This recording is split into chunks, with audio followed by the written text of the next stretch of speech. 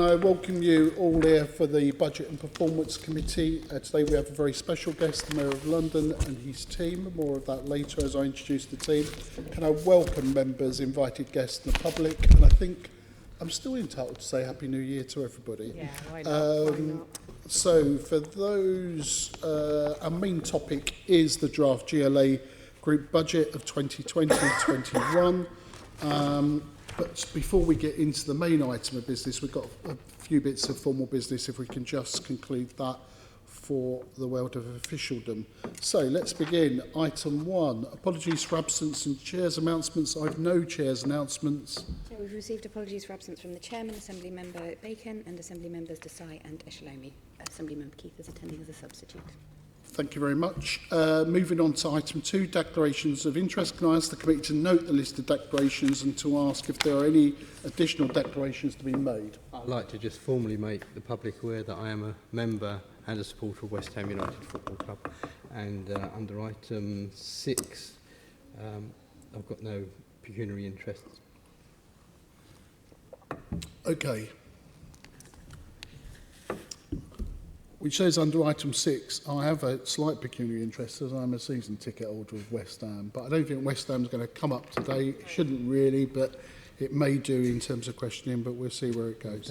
Okay, on item 3, summary list of actions, can we note the actions in the report, the actions report? Noted. Okay, can we then move to the main item of business, the 2021 GLA Group Budget? Welcome the Mayor of London and his team, and he's joined by David Bellamy, Mayor's Chief of Staff, along with Martin Clark, Executive Director of Resources, GLA, which this will be one of your last appearances on this particular item before us. Don't smile too much. And David Galley, the Assistant Director of Group Finances. Now, no disrespect to Martin and David, this can be a dry old subject. So, Mr Mayor, if you can, there will be some questions that may not be about just pure figures and numbers, but will stray into service delivery, because I think that's really what this budget is about delivering service for Londoners, and we want to hear your views about the implications of your budget in terms of those services. So, would you like to make a short statement, or would you like to just go straight into questions? With your permission and the committee's permission, I'd like to make a short statement, if I may. So Chair of some of us, like you, I want to wish everyone a happy new year. I'm pleased to be with you today to answer your questions. Can I just reassure you, there is no link between Martin retiring and the Budget and Performance Committee. This budget sets out how we'll continue to deliver real results for Londoners at record speed, with positive changes that make a tangible difference to Londoners' lives. I'm going to move on to your questions as soon as I can, but I want to briefly touch on 4 important issues. Firstly, this budget outlines the action we're taking to keep Londoners safe, despite the massive cuts to the Met Police and youth services since 2010. We've decided to use this budget to increase investment in London's Violence Reduction Unit, which is leading our public health approach to tackling the complex causes of crime. We're proposing to increase the unit's annual budget from £1.8 million to £5 million. This will allow us to invest in more projects and programmes to make early interventions in young Londoners' lives. Importantly, this provides certainty to enable the unit to invest in multi-year programmes.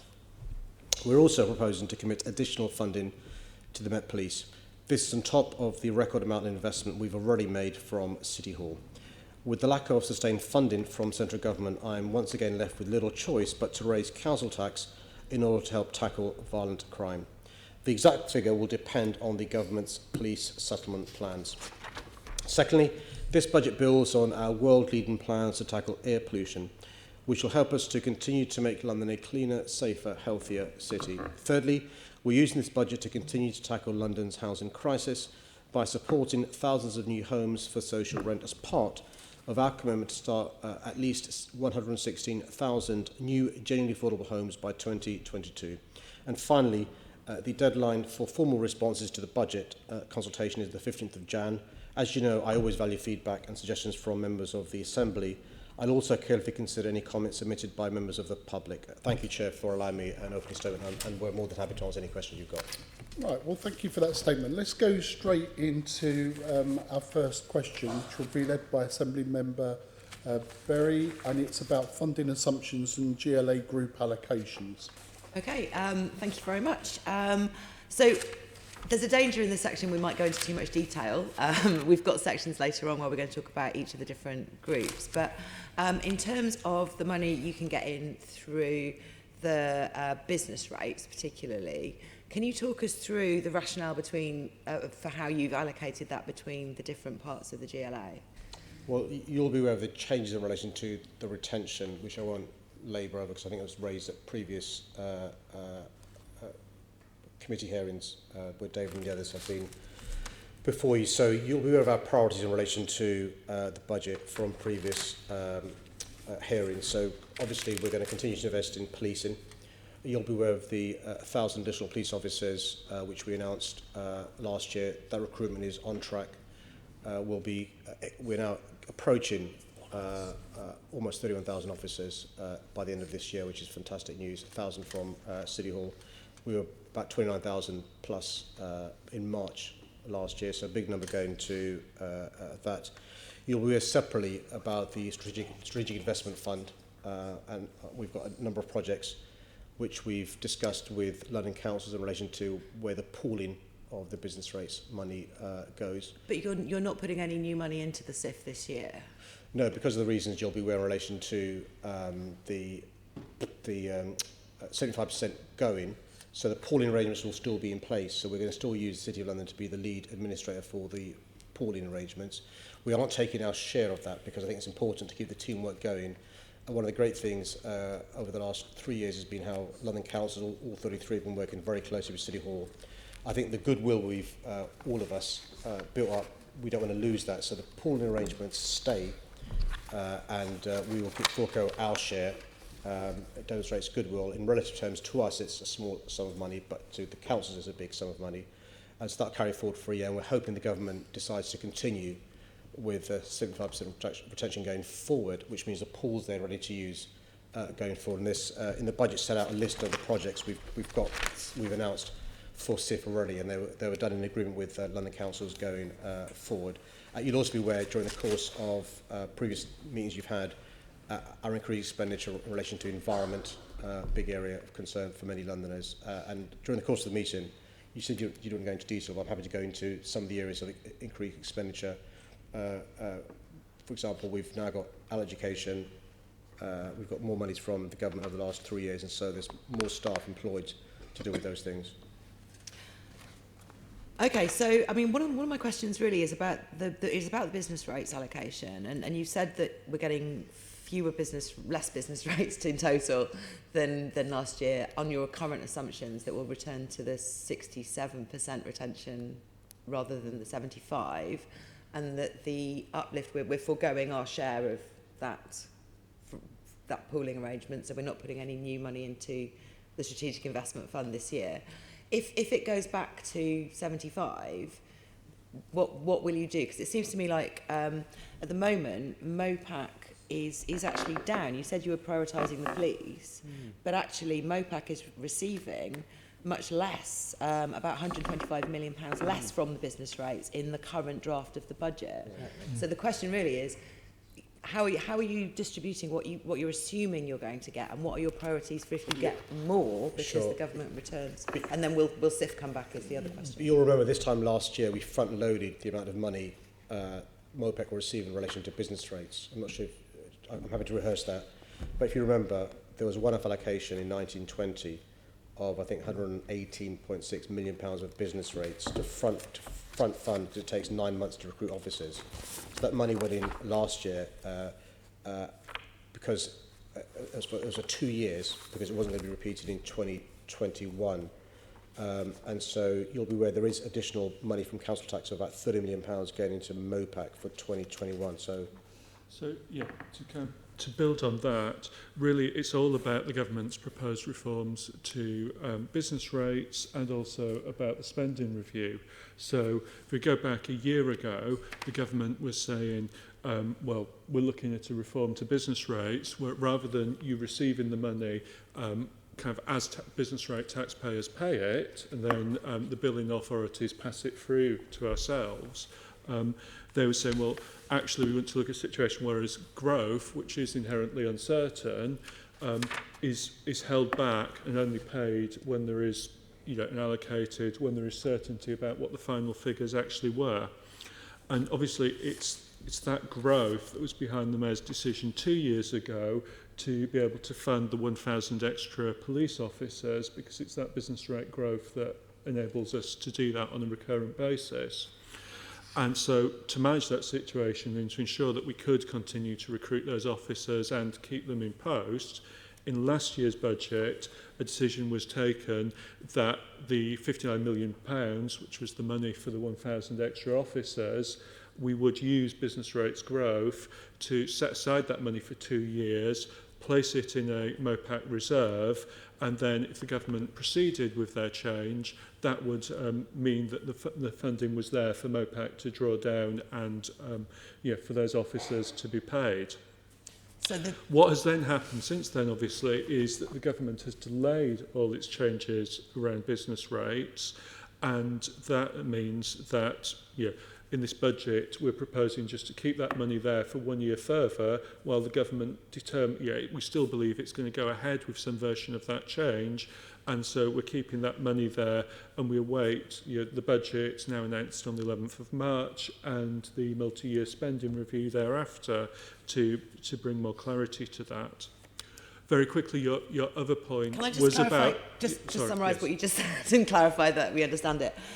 So the money, that the 220 million that came through last year into MOPAC from business rates, that was intended to be spent over multiple years. It was retained by MOPAC as a bit of a sort of, so that you could recruit officers and pay them over several years.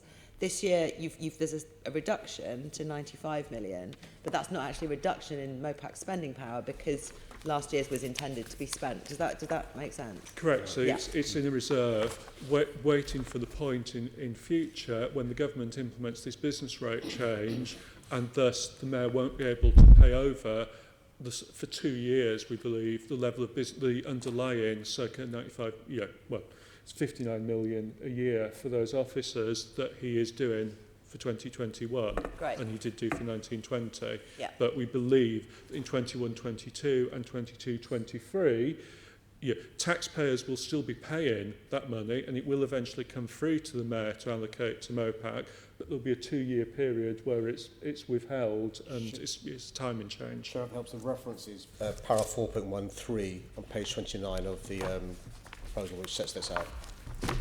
And then SIF, did you have And something then SIF. So we and London Councils agreed with the government the pilot of business rate retention, which obviously happened in 18-19 at 100% and 19-20 at 75%.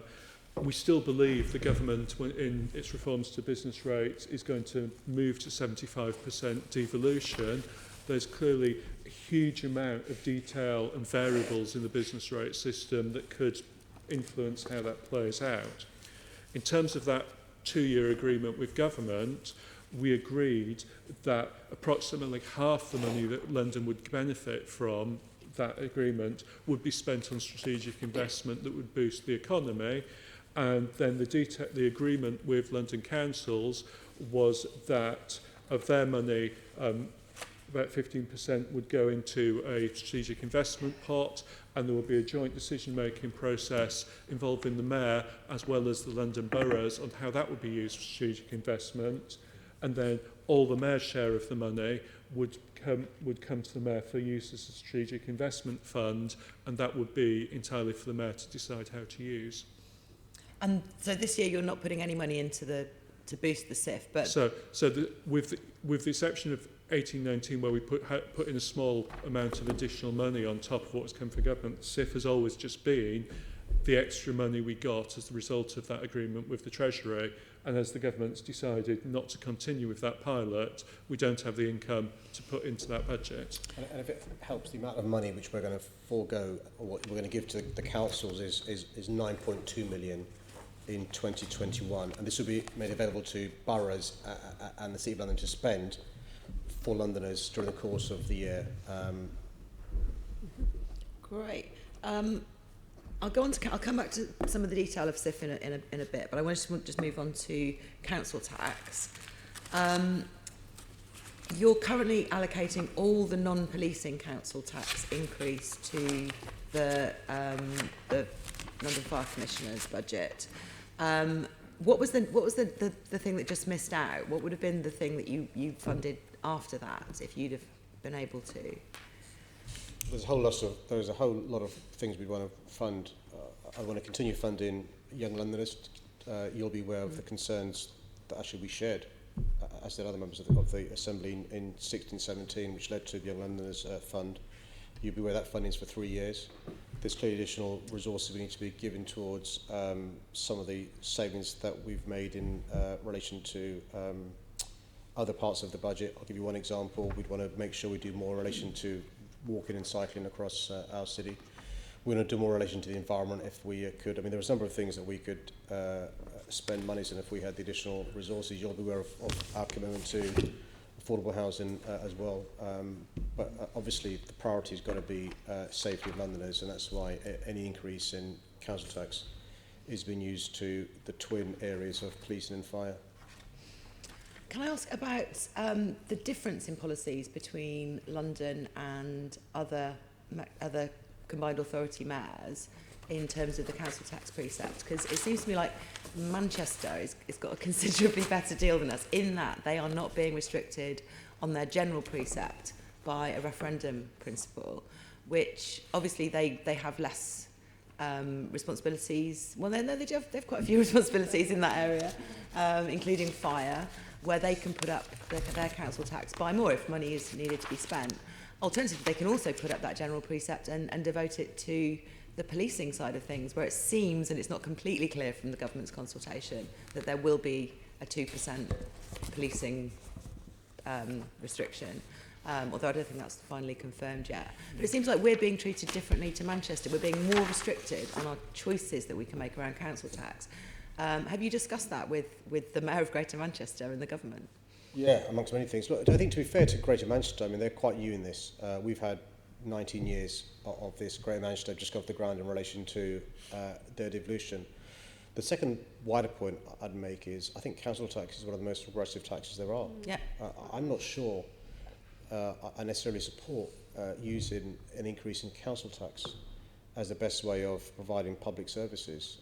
You'll be aware of the disproportionate amount in relation to their incomes, those who are the poorest Londoners pay in relation to council tax versus those who are the wealthiest. You'll be aware in relation to the disparity between band A and band H in relation to who pays what, and you'll be aware of the fact that it's not been changed for many, many years. So, of My course, point is that the Manchester Mayor has the choice, and you don't.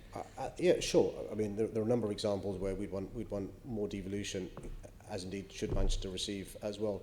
The point I'd make is actually when you look at the global sums of money they're raising, I think it's not dissimilar to what we're raising. Their starting base obviously was only 2 years ago. I'll give you an example. So, in Greater Manchester, they will be able to they had a 13% increase in relation to council tax year on year. So the Greater Manchester fire-only precept in 17-18 was £59.95. Increased by 13% to £67.95 when it became a mayor and fire precept in 18-19. Further 13% takes us to about £76.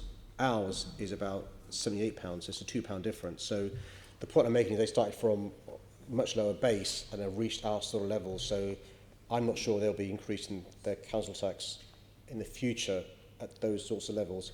But of course, you know, we want to make sure that other parts of the country have more devolution. I wouldn't want to criticise other parts of the country for getting more devolution. The point I'd make is all of us need far more devolution from the government, not least along the lines of the London Finance Commission report commissioned by A1 Boris Johnson. We did a second version, which talks about the whole fiscal devolution area, which is on those parts of taxation which are less regressive, which Boris Johnson fully supported. Great. Okay, thank you. So to go back to the SIF, the Strategic Investment Fund, looking at how that's been spent, it sort of hasn't, if that's a reasonable point to make. Looking at the spending table on page 18, it's we were expecting to spend in 1920 108.8 million out of the Strategic Investment Fund, and we've only spent 17.3 million. That's 91.5 million on those numbers underspent from the SIF. And I've been through as many mayoral decisions as I can find on this, and I can only identify 81.8 million allocated to projects in that, you know, as for spending in the future. And there's 172.7 million in total been put into the SIF over the past 3 years, I think. Can you account for why so little of it has been actually spent, even out of the allocated projects? I think the total spent in the various years has been nearly 30 million, and again, that's out of 81.8 million allocated, and this big gap between what's in the fund. And what are the plans for spending it next? I noticed you've been doing a survey of Londoners' priorities. Is the next step to ask us for ideas? That would be useful. You've asked us for ideas before as to how to spend money.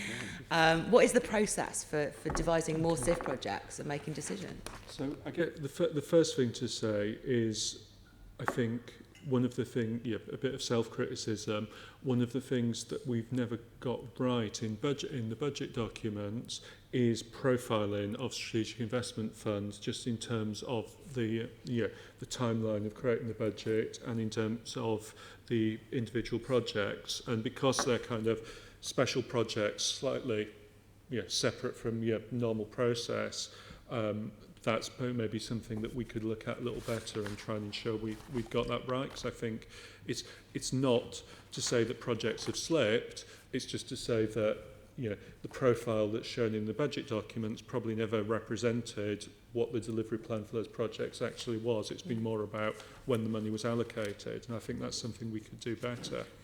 In terms of the fund itself, so there are allocations of just under £102 million.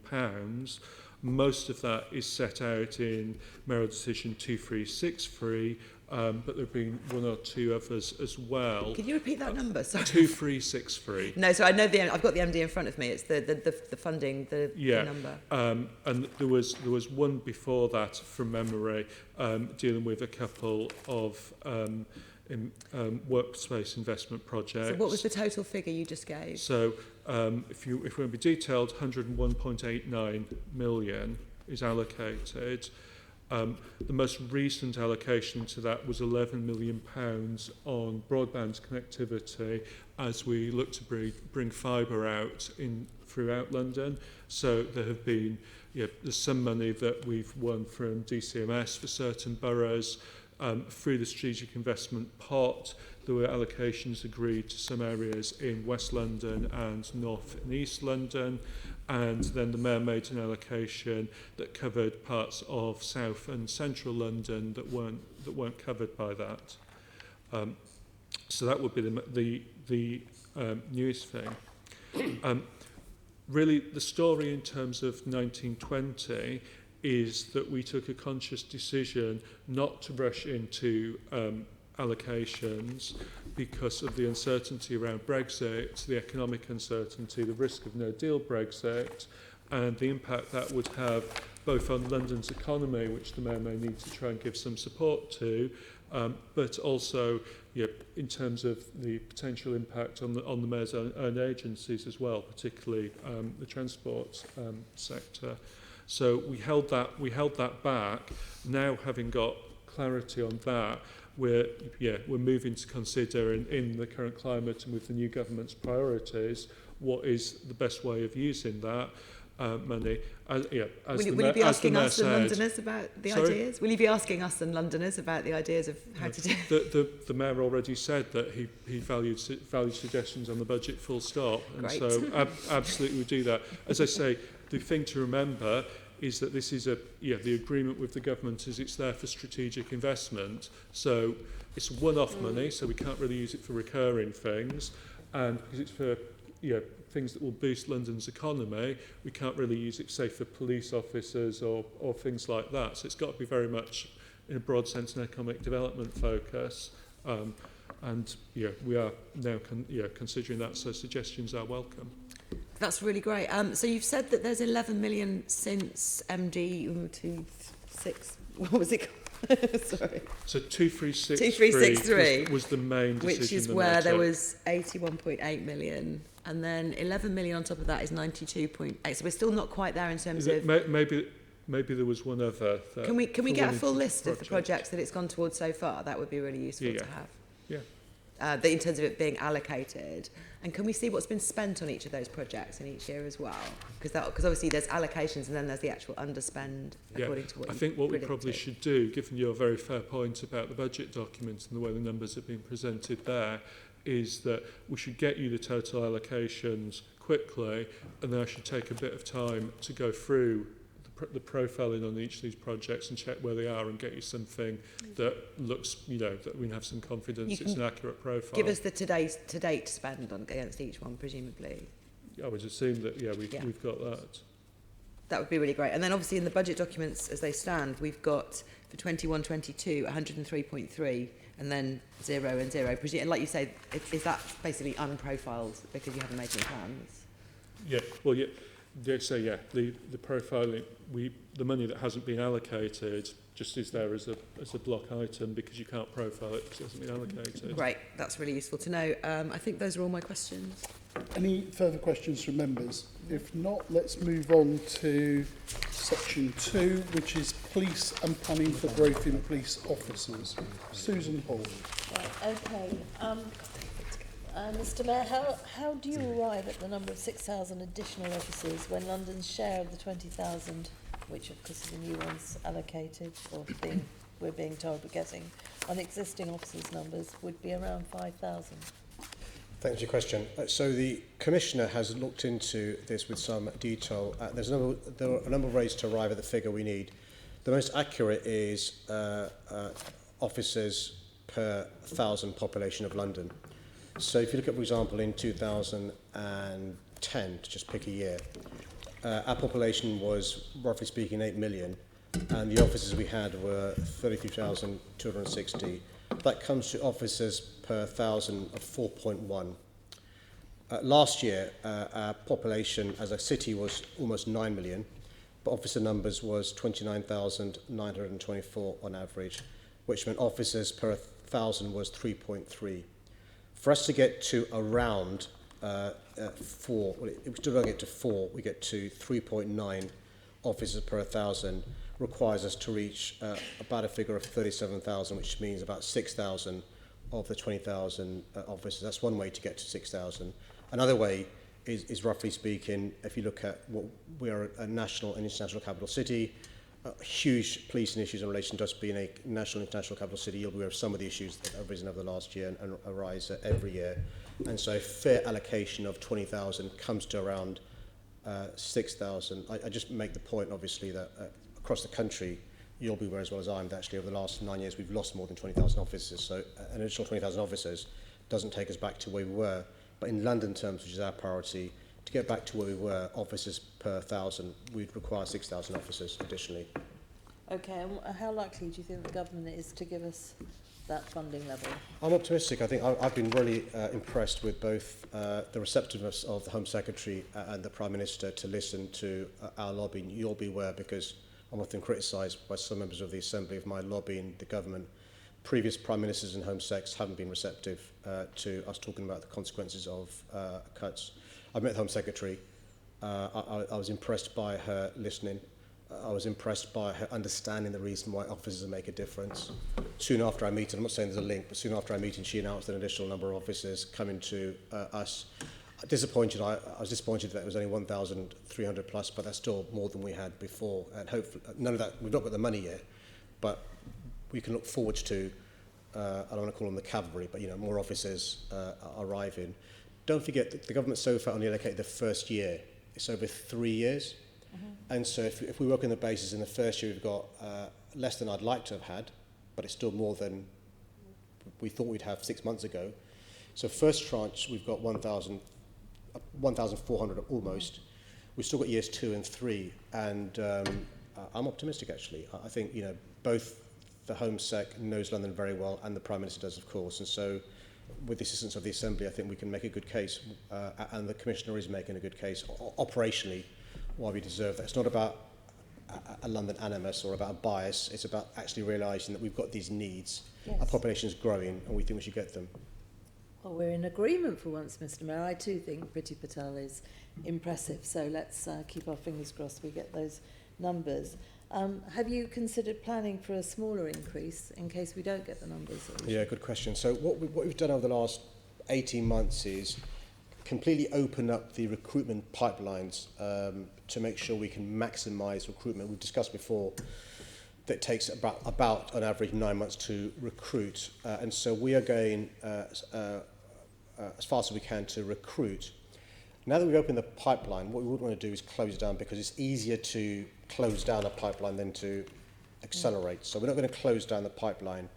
One of the things that we've been told is some police forces who've been given an allocation of police officer numbers may not be able to recruit that quickly.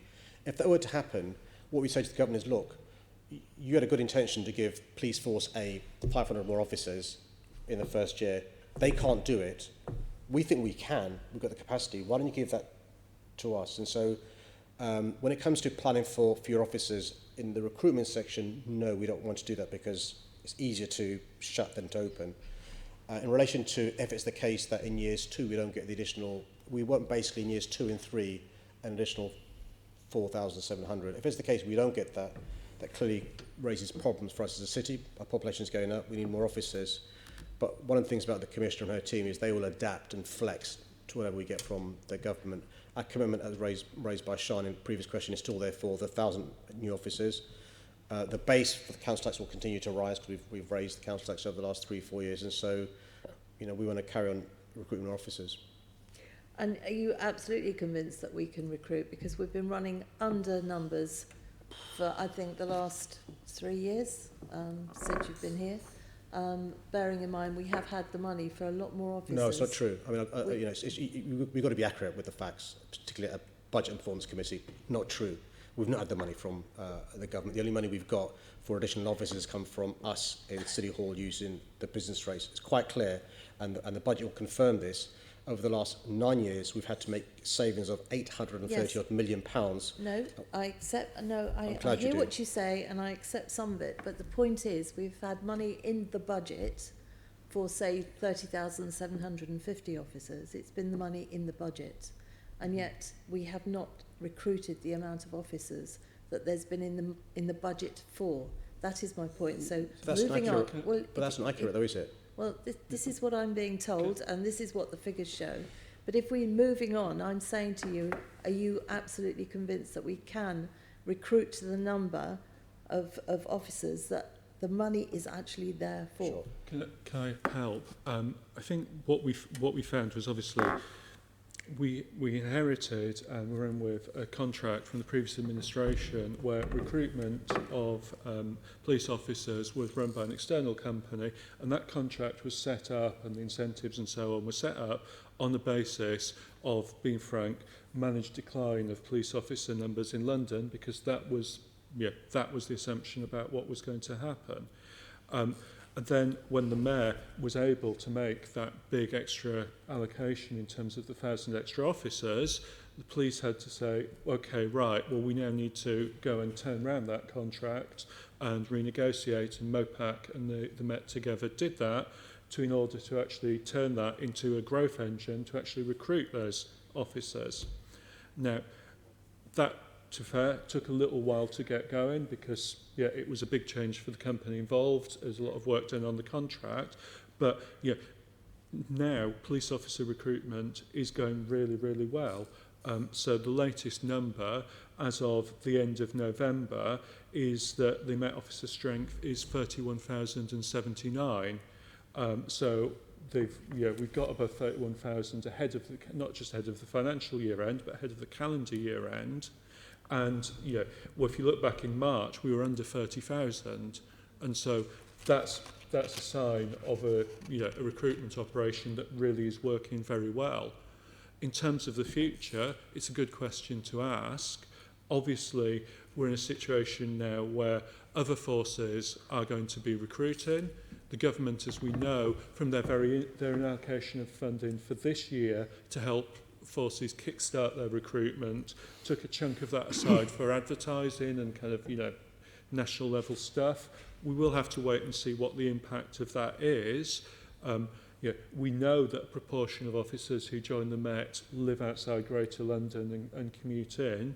We also know that the Met is an attractive place. It is the most famous and prestigious police force in the world, and it is an attractive place for officers to work. So I think it's fair to say that there's no complacency at all from the Met in terms of continuing to recruit, and Okay, so as nationally we're looking for more officers. Yes, So there basically is the risk, answer is but- yes, you are confident now that we will have the money, the officers to match the money that's there.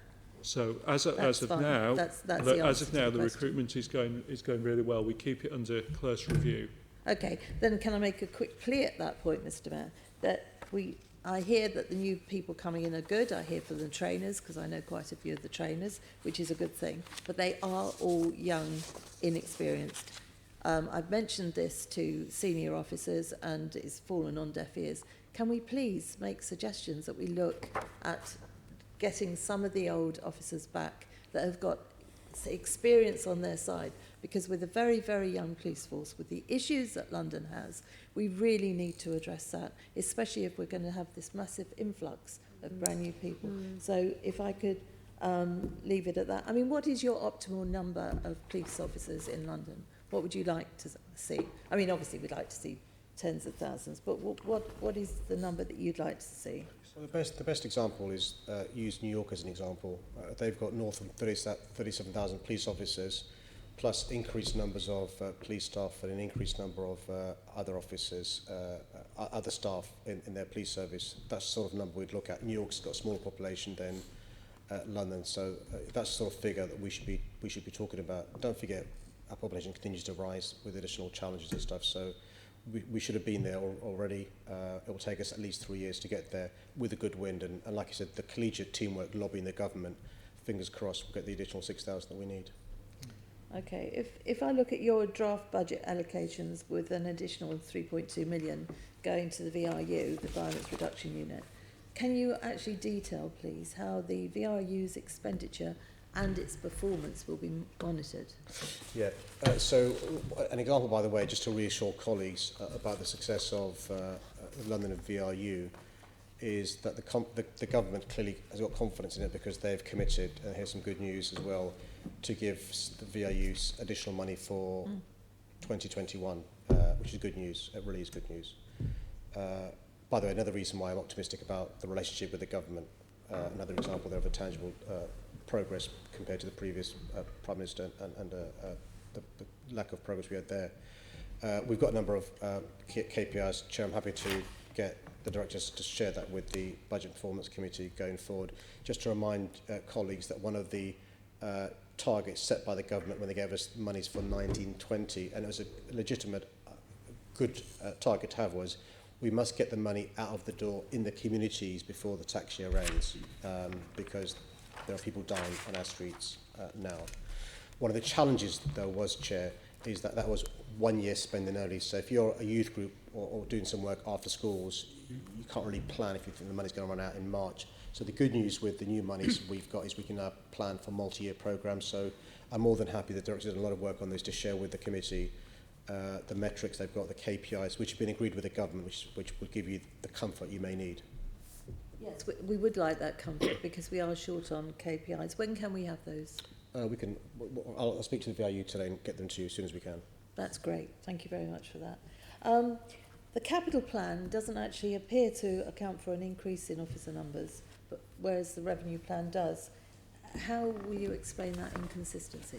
That's one of the things, it's a good point. It's one of the things that the Martin Hewitt and others across the country are lobbying the government for, because obviously the government's at the moment only committed to 20,000 officers. You'll be aware that actually the cost of an officer is more than just his or her salary and pension and all the rest of it and stuff. There's kit, there's premises, there's cars, there's laptops, there's all the rest of it. So there needs to be a commensurate expenditure in other areas as well. So we are, I think this is a small L rather than a capital L, lobbying the government for additional support in relation to capital expenditure going forward. And just to reassure you, we continue to make the savings and efficiencies that we're committed to make, and the Commission not taking a foot off the gas in relation to making those savings, but you've recognised already that we need to have a commensurate increase in the other things that police officers need in addition to staff. So yeah, I guess two points just to underline that. Firstly is that the formula that has been developed around funding absolutely recognises that officers need desks and buildings, and that I'm told is built into the formula. And secondly is that the Met is reviewing now its estate strategy, given the government's announcement about additional officer numbers, and as that completes, then obviously that will lead to changes in the capital programme as we they confirm what buildings are going to be needed and what the financial implications are. And just to reassure you, we've had a conversation with Kit Malthouse along those lines about capital and other things as well. I mean, accommodation is one of those things that is really important. We've got rid of half of the estate, I think, or thereabouts already. Where are you think I know you're recruiting like mad, I do know that. Where are you going to put them all? Well, I mean, it's an immediate problem. That's Buying new obvious, properties isn't something you can go and buy off the shelf. So that's obviously why the Met is doing the review, and there was a very big, complicated estate strategy in terms of because it's not just about obviously the number of properties, it's about their condition and about their suitability for the nature of the police unit that's based there. And that's obviously a big part of the estates programme, is addressing that, and that gives them there's some flex in there around decant space in order that they can manage that programme. So that gives some flex to the Met in terms of additional officers, but it's also why we have to get on and where buildings are not in the right condition, get them modernised so that they can be used to full capacity. So when's the report on that likely to be back out, or so we can have some view of what's happening? Well, one of the things that we are doing more of is greater collaboration across the GLA estates generally. Which makes absolute sense. Yeah, and so it's not just the MPS's issue, it's all of our issues and stuff, and so there is good work taking place there. As far as the estates review is concerned with the MPS? Well, it's going on at the moment. It's possibly, I'm not clear on when they're going to reach conclusion. The problem with it is that in the short term, they're necessarily only going to reach interim conclusions because we don't know what the government decision is about how many extra officers for London they're going to fund in years 2 and 3. So it's all they can do is look at a range, the immediate situation and a range of scenarios for the future based on what the government decides. But obviously from a budget perspective, we want to get clarity as quickly as we can on how many additional officers London's going to get, what money flows from that, and then we can set that out publicly and clearly for everybody to see. Yes, but May, you're quite right. Looking at the whole estate is important, and from what I can gather, and I've been on the fire brigade, so now acknowledging this has been going on for years and years and years. We're now at the state we're driving loads more staff, i.e. police officers, in. We've got to, even if we don't get quite the amount that you think we might, we've got to plan, and planning buildings takes a while. This, looking at the whole estate's gone on for years. So at what point are we going to say this has got to be done by... Well, we had the point is we had a plan. The plan is moving forward, and then the government, it's a good problem to have. The government came along and said, well, we're going to invest and put in thousands of extra officers. And so that plan is now being reviewed and updated. And so obviously when that's ready, we will share it, because you're right, we do need to get on with it. That work that's out in the budget that is needed is going on, and we'll continue to push on it. Okay, so what timeline have you given people to get this sorted by? Because these things drift and drift and drift. So you've got to have something in place relatively soon, even if it's the interim thing will be X, Y, Z. What timelines are you putting in place? Well, so any further sales of MPS estates has been paused. In 2021, we've given you a projection of the number of police officers that we would like to recruit, we think we can recruit. We've got sufficient space for those officers. If and when the government gives us the green light for years 2 and 3, obviously there'll be an acceleration of the assessment of whether more estate is needed. But actually, the role of and the link between estates and the police is evolving and changing. So, for example, in previous years, there'd be an argument to have front office counters all across London, many in each borough, because people now report crime virtually or via the phone. I accept that argument, yeah. And so, for example, the point I'm making is that the need of the Met Police Service vis-à-vis estates in the next decade is very different from previous decades. I'll give you one example. I visited Hounslow Town Hall recently. They've got a space set aside for police officers inside their tunnel. So we mentioned GLA cross-work and also working with councils and other parts of the public sector, but also the private sector, about whether it's possible to have teamwork taking place. And so that's one of the things we'll be looking at.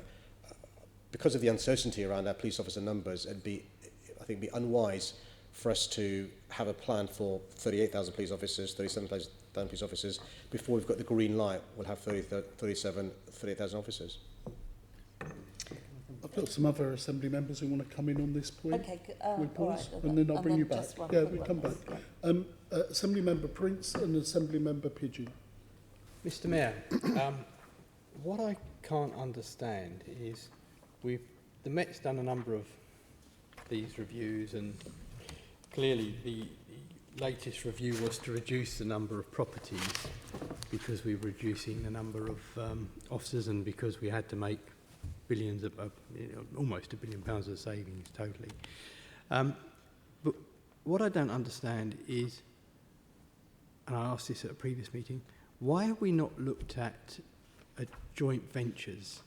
A lot of the police stations, I've been around many police stations in London in a previous life, and a lot of them are run down, in need of smarting up and what have you. But a lot of them are single or two-storey buildings which could easily be developed much higher. And if you look at what the supermarkets are doing, Tesco in particular, doing loads of, and Sainsbury's there, and other supermarkets are available. They are looking at their low-level estates and they're building resi or residential on top. And why can't we look at that? Because we could one, re-provision the facility for the police at the ground level if we wanted to, or even first floor, and then we could have either a business or residential. And if we were to do that as a joint venture with the developer, we could also have an income stream, rather than, as we have done historically, sold the sites off for best value. But then it's gone. Whereas if we were to do a JV with either resi or business, we could actually generate a revenue for those sites. And some of those sites are in really prime locations. Chair, can I say I'm in danger of upsetting the Assembly, because just like Senator Hall talks about how fair that we're agreeing with something, I'm in danger of agreeing with Senator Prince as well. You have to be very careful when you do that, Mr. But Mayor. there are examples of good practice of joint ventures across London. So, for example, Hendon. You go to Hendon now, you'll see all the residential accommodation around the training college. Good example of resi going up around there. The New London Plan talks about air rights, so TfL stations. Why can't they have residential on top of those? Fire stations, police stations. You mentioned, I know you've clearly got a Nectar card with the store you mentioned. I've but there are also got a Tesco card as well. Other stores also. We see these single-storey warehouses. Why can't you have good housing on top of those? And actually, there isn't a good reason why you can't. And so we are looking at that. Both, so we're encouraging it in planning terms. In fact, some applications will be refused if you haven't taken full advantage of potential taller buildings, particularly around transport hubs. But you're right, it's a good way of bringing in revenues that's recurring, but also revenues to improve the estate. And so we are being more adventurous. One of the things we are talking to the NHS family about is also the NHS estate to do that as well, whether it's GP practices, whether it's London Ambulance Service and others. And so those conversations are taking place. There are some examples of good practice. You'll see coming very soon examples of good practice in the London Fire Service as well, where this is happening, London Fire Brigade. So you're right to express concern about what's happened in the past. I'm optimistic it will happen in the future. You'll see more examples of good practice. The challenge, of course, is with any new building, and particularly if it's a large-scale new development, is the time it takes from kind of agreeing you're going to do it through to occupation. And clearly, we're wanting to get these officers in as quickly as possible. And so, if we're going to go down that route, which is great, we'll need to find some short-term working solutions as well. But I think also, which you did touch on, Mr. Mayor, I think there's a very strong argument for co-location as well, especially when you're looking at maybe the fire brigade. Yeah, particularly as the modern police service now need a location that's not necessarily public facing, so they can just have a rest and regroup and stuff. And so there are few reasons not to co-locate. Yeah, and it's why under the group collaboration initiative, we've brought together estates and facilities leads from around the group and involving London Ambulance Service as well to look for opportunities for co-location, whether that's dedicated ward officers in TfL space or whether it's back office shared facilities. So we are looking for that. Assembly Member Pigeon. Just to clarify, Mr. Mayor, you said that you'd pause the sale of any police estate. Is that correct? With two exceptions, which are not really kind of the core estate. There are some plans for Hendon, which is not about existing buildings, and Paddington Green. They're the two that are kind of not your normal police stations, if you like, that the Mayor was referring to. Okay, so the capital receipts, which Assemblymember Berry's helpfully pointed out to me in the budget, you've got 100.4 million coming in on capital receipts. Is that those two sites? I suspect it won't be exclusively those two sites, because, as I say, the budget figures were set based on the existing estate strategy, which, as we just discussed, But if you're is pausing being it, reviewed. that needs changing then potentially. So as we do this, we know we need to change the numbers. We have to work out what we change them to, which is the point of that review.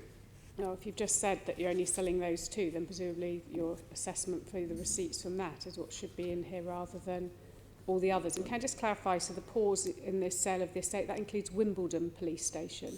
That's been paused then? That's my understanding. I think so, yeah. Great, thank you. That's very We're helpful. asking for that. Kennington, has that been paused as well, Mr.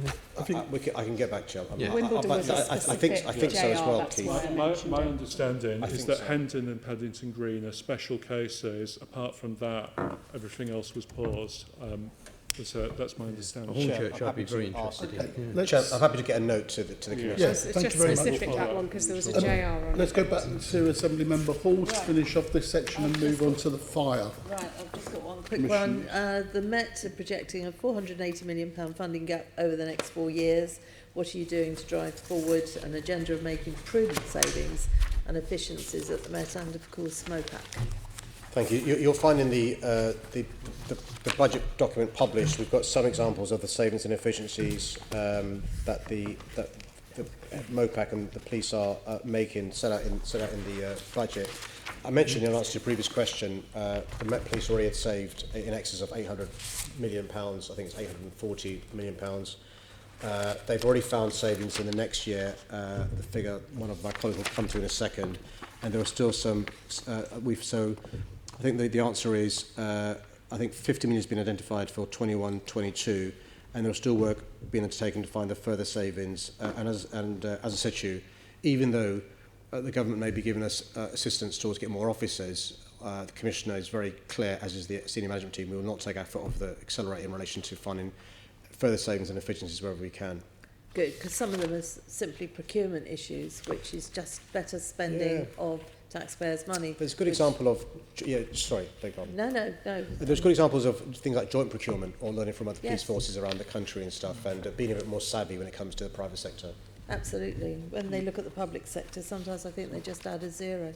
I think there's two collaborative procurement initiatives that matter with regard to the police. The first is the national work, that the government's very keen to see police forces nationally procure together. There was some comment this morning about the number of police forces in the country and the capability of smaller forces to do things. So it absolutely makes sense to work together and do that.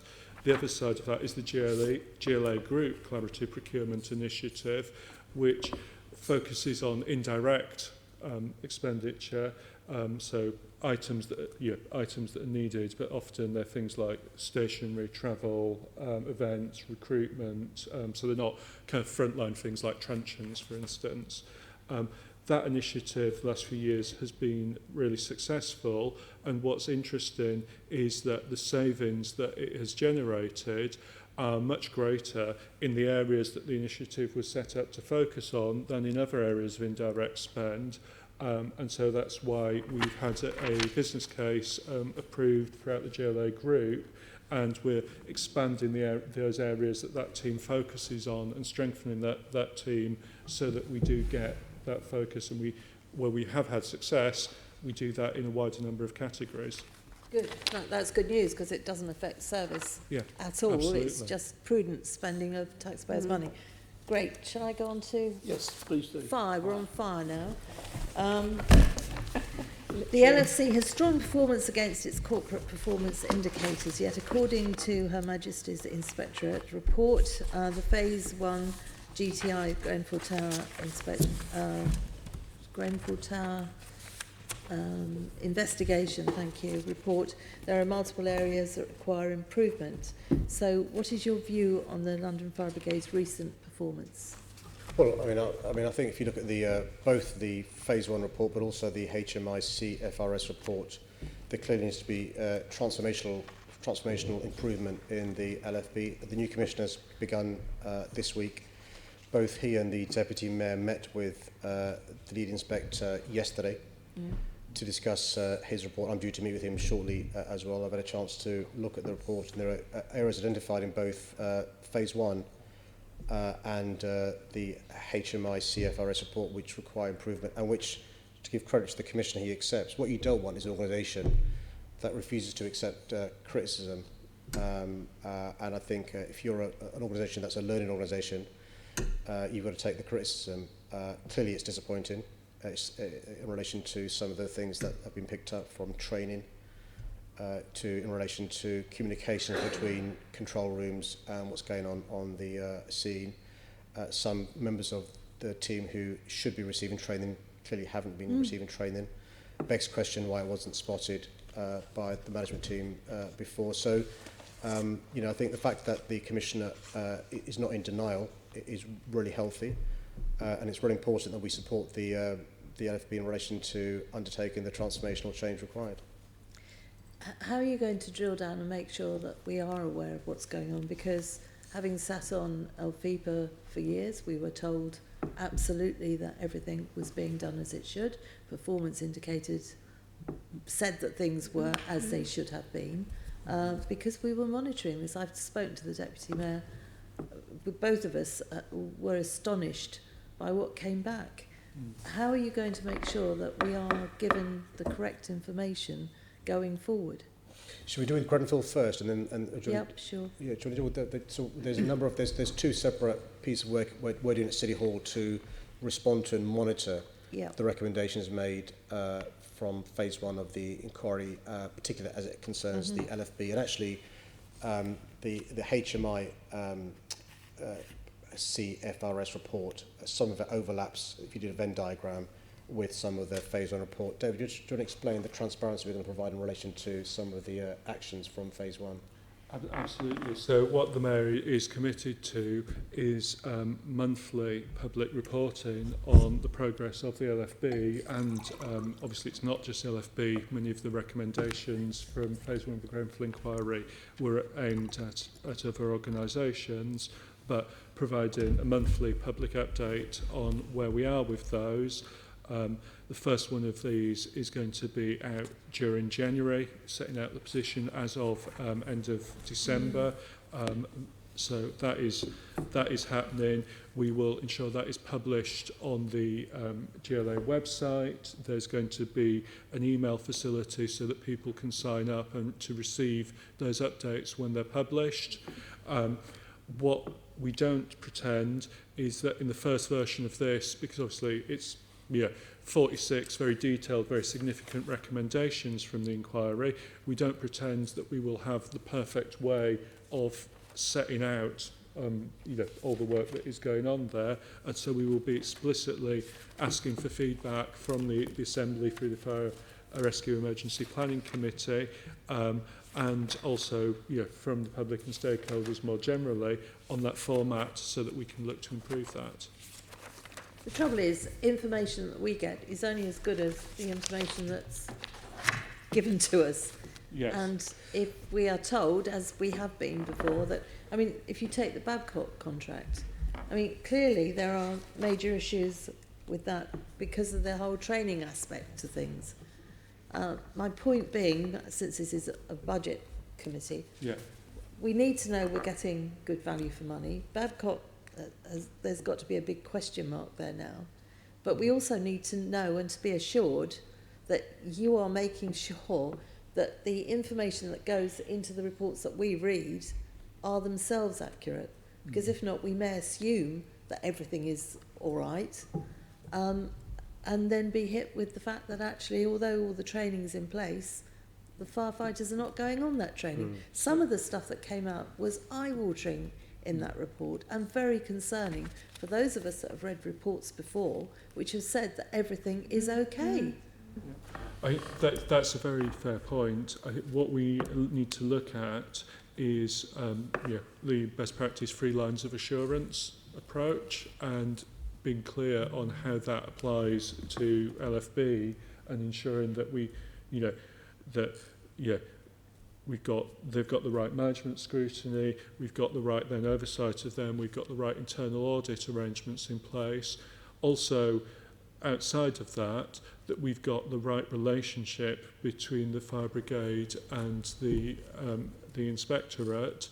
I understand it was a very positive meeting yesterday between the inspector and the deputy mayor and the commissioner, and there were actions out of that, including allowing the inspectorate, getting them invited much more to see things, learn more about the brigade, having more opportunities to get into things, and as they report on an annual basis, that will ensure that these, as you rightly say, some very long-running issues there that they will be looking at. But what we need to do is ensure that we have the lines of assurance before that, so that what you want when you have an external inspection is you want no surprises.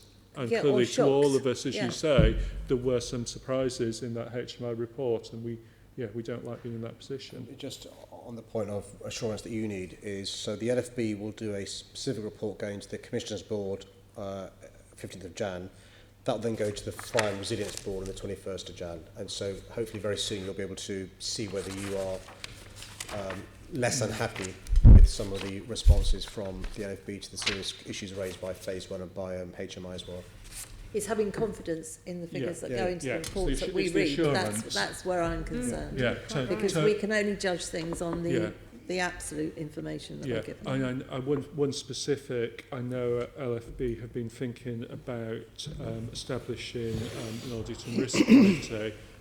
TfL has an audit and assurance committee, MPS/MOPAC has a joint one, and the development corporations have arrangements as well, and so that's certainly one thing that I think we'd identify as missing from the new government's arrangements for London Fire Commissioner, and so that's something that is being looked at.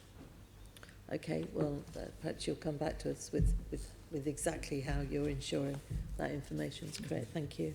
One of the themes that emerged from the budget and performance meeting on the 18th of December was a concern that the LFC's budgeting was not strategic enough. For an example, too many saving proposals were piecemeal and short-term. What are you doing to encourage a more overarching and strategic approach to budgeting, particularly in the light of the challenges that the LFC is now facing in terms of both not just performance but also in perception? I think that's one of the recommendations that needs a little bit of thought to ensure that it's addressed in a good way. I think I've always seen LFB as an organisation that has really looked at the detail of its budget and considered a range of proposals. And so, yeah, it is fair to say they have, their savings proposals this year from memory were 57 items, and there's a range from really big significant changes to small minor ones. I guess there's a question about how we align there with the new London Safety Plan that will come for 2021, which how we ensure that's setting out the right strategy, and then how the financial management and review aligns with that. I mean, I should just add, it's just worth us reminding ourselves, I know you've not forgotten, but there were plans in the London Safety Plan to make various changes and pilot things which didn't happen because of the Grenfell Tower fire. Understandable concerns that operationally were had about, for example, day crews and other issues that were intended to be piloted. They were paused for very good reasons that I support. We're still waiting for phase 2 of the inquiry, which may uncover various other issues around the inspection regime and safe buildings and stuff. The big concern the fire service has around the country, and this is a national issue, is the built environment and how the fire service now responds to a situation where you can't use stay put in the built environment unless you're confident that the building is safe. That we've got to be honest, has posed additional challenges for the fire service, but to reassure you, in the budget there's plans to make various savings. The fire service is committed to make various savings, and where they can they will, but the key priority is going to be safety, and so they won't compromise. I know you're not suggesting this, by the way. No. What they won't do is compromise on safety. So if there's a choice between making a saving that could risk safety or not making the saving, they will choose not to make the saving, and I support that. Okay. And perhaps there'll be more inspections of high-rise buildings going forward, because there's so many less fires these days. The firefighters do have more time to do that. So how well do you feel that the LFC is responding to Grenfell at the moment? How do you think it's responding to the Grenfell situation? The fire service? Well, I think the new commissioner understands the scale of the challenge. I mean, when you read, you used the phrase eye-watering in relation to the HMI report, but when you read the phase 1 of the report, you really do shed tears, because it's hard to reach the conclusion that actually had the residents ignored the advice of the fire service and fled the building, more lives have been saved. It's hard to accept that, particularly when you speak to bereaved families. It's hard to accept that lessons from Blacknell Tower fire don't appear to have been learned. It's hard to accept the lack of communication between a control room and those on the ground, risking their lives, by the way. And nobody here has criticised, and none of us should, those brave firefighters who risked their lives on the scene. It's hard to accept a lot of the failings identified by phase 1 of the report. My own view, by the way, is I think phase 2 should have happened before phase 1, but that's a by the by, because question, how did this building get into a state where it was a tinderbox? But it's hard to accept. Now, what I don't want is any organisation to be in denial about the lessons that have clearly been identified that need to be learned. And the good news with this commissioner is he accepts fully the recommendations made by the commissioner, by the phase 1 of the report. He's not in any way in denial. He doesn't, any way shirk from the responsibility he has, supported by City Hall, to address those changes. I've always said, with pride, we've got the best fire service in the world. We've got to prove it now, how we respond to phase 1 of the inquiry. David has set out, hopefully, a process that will reassure you we're going to be as transparent as we can. We need to win back the confidence of not just the Grenfell Tower community and those around there, but all Londoners who are now asking the question, if there's a fire in my building, is the advice I receive from the fire service good advice? Bearing in mind we talked about dangerous towers, and it is worrying. And so, the new commissioner was very impressive in his understanding of the challenges. It's impressive so far in relation to his analysis, how we resolve it. I like his approach to transparency. He supports us when we say we've got to be as transparent as we can. Monthly reports, if need be, experts or the public can say this isn't good enough, and they can pose challenges to us. We're going to have it all out there. So there are experts in London who can say, listen, this is not quite how it should be and stuff. And I think you've got to have the humility to learn from others. And I think by providing transparency, we hope the LFB will learn. Okay, thank you. The budget actually has the Grenfell Tower inquiry team shrink from 2021 to 22. Are you confident that resource will not be required?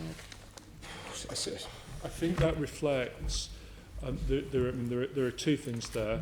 Firstly, obviously, the change in nature of the inquiry, where of the work that it's going to do in phase 2, some relates to fire and rescue services and potentially LFB. Other sections do not, and so it's not going to be. Obviously, the phase 1, what happened on the night, was really deeply relevant to LFB.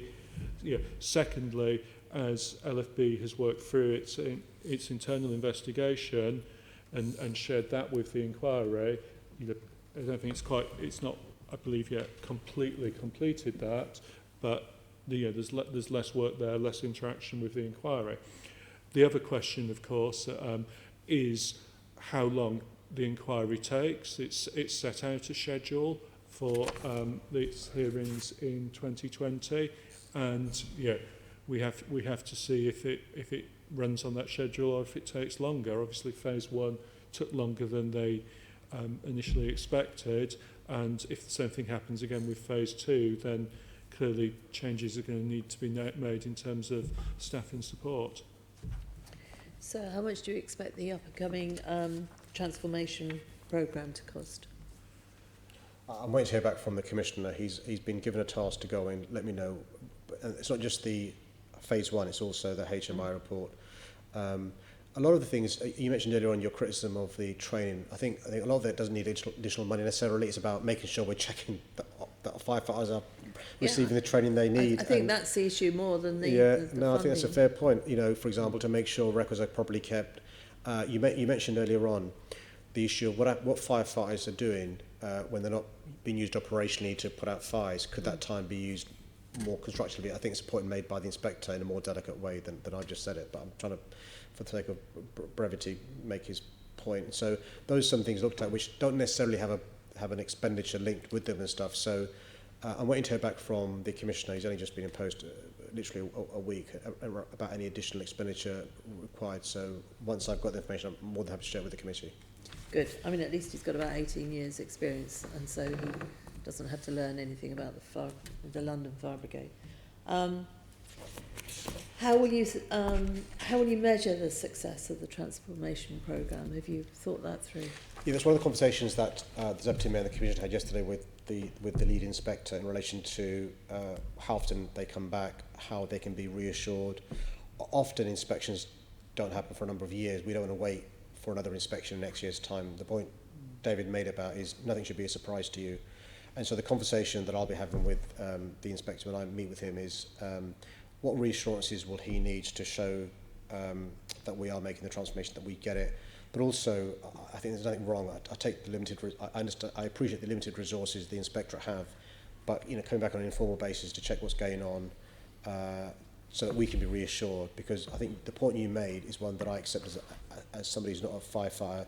Is we rely upon the information we're given by whether it's LFB, the MPS, TFL, who checks the information we're receiving. How do we know it's the right information as lay people and stuff? And so, we'll have those conversations with the inspectorate to make sure we get that. As far as the transformation required, as identified by phase 1 is concerned, one of the reasons why we want maximum transparency is to provide that reassurance that we are getting the transformation right. We need to do it as soon as we can.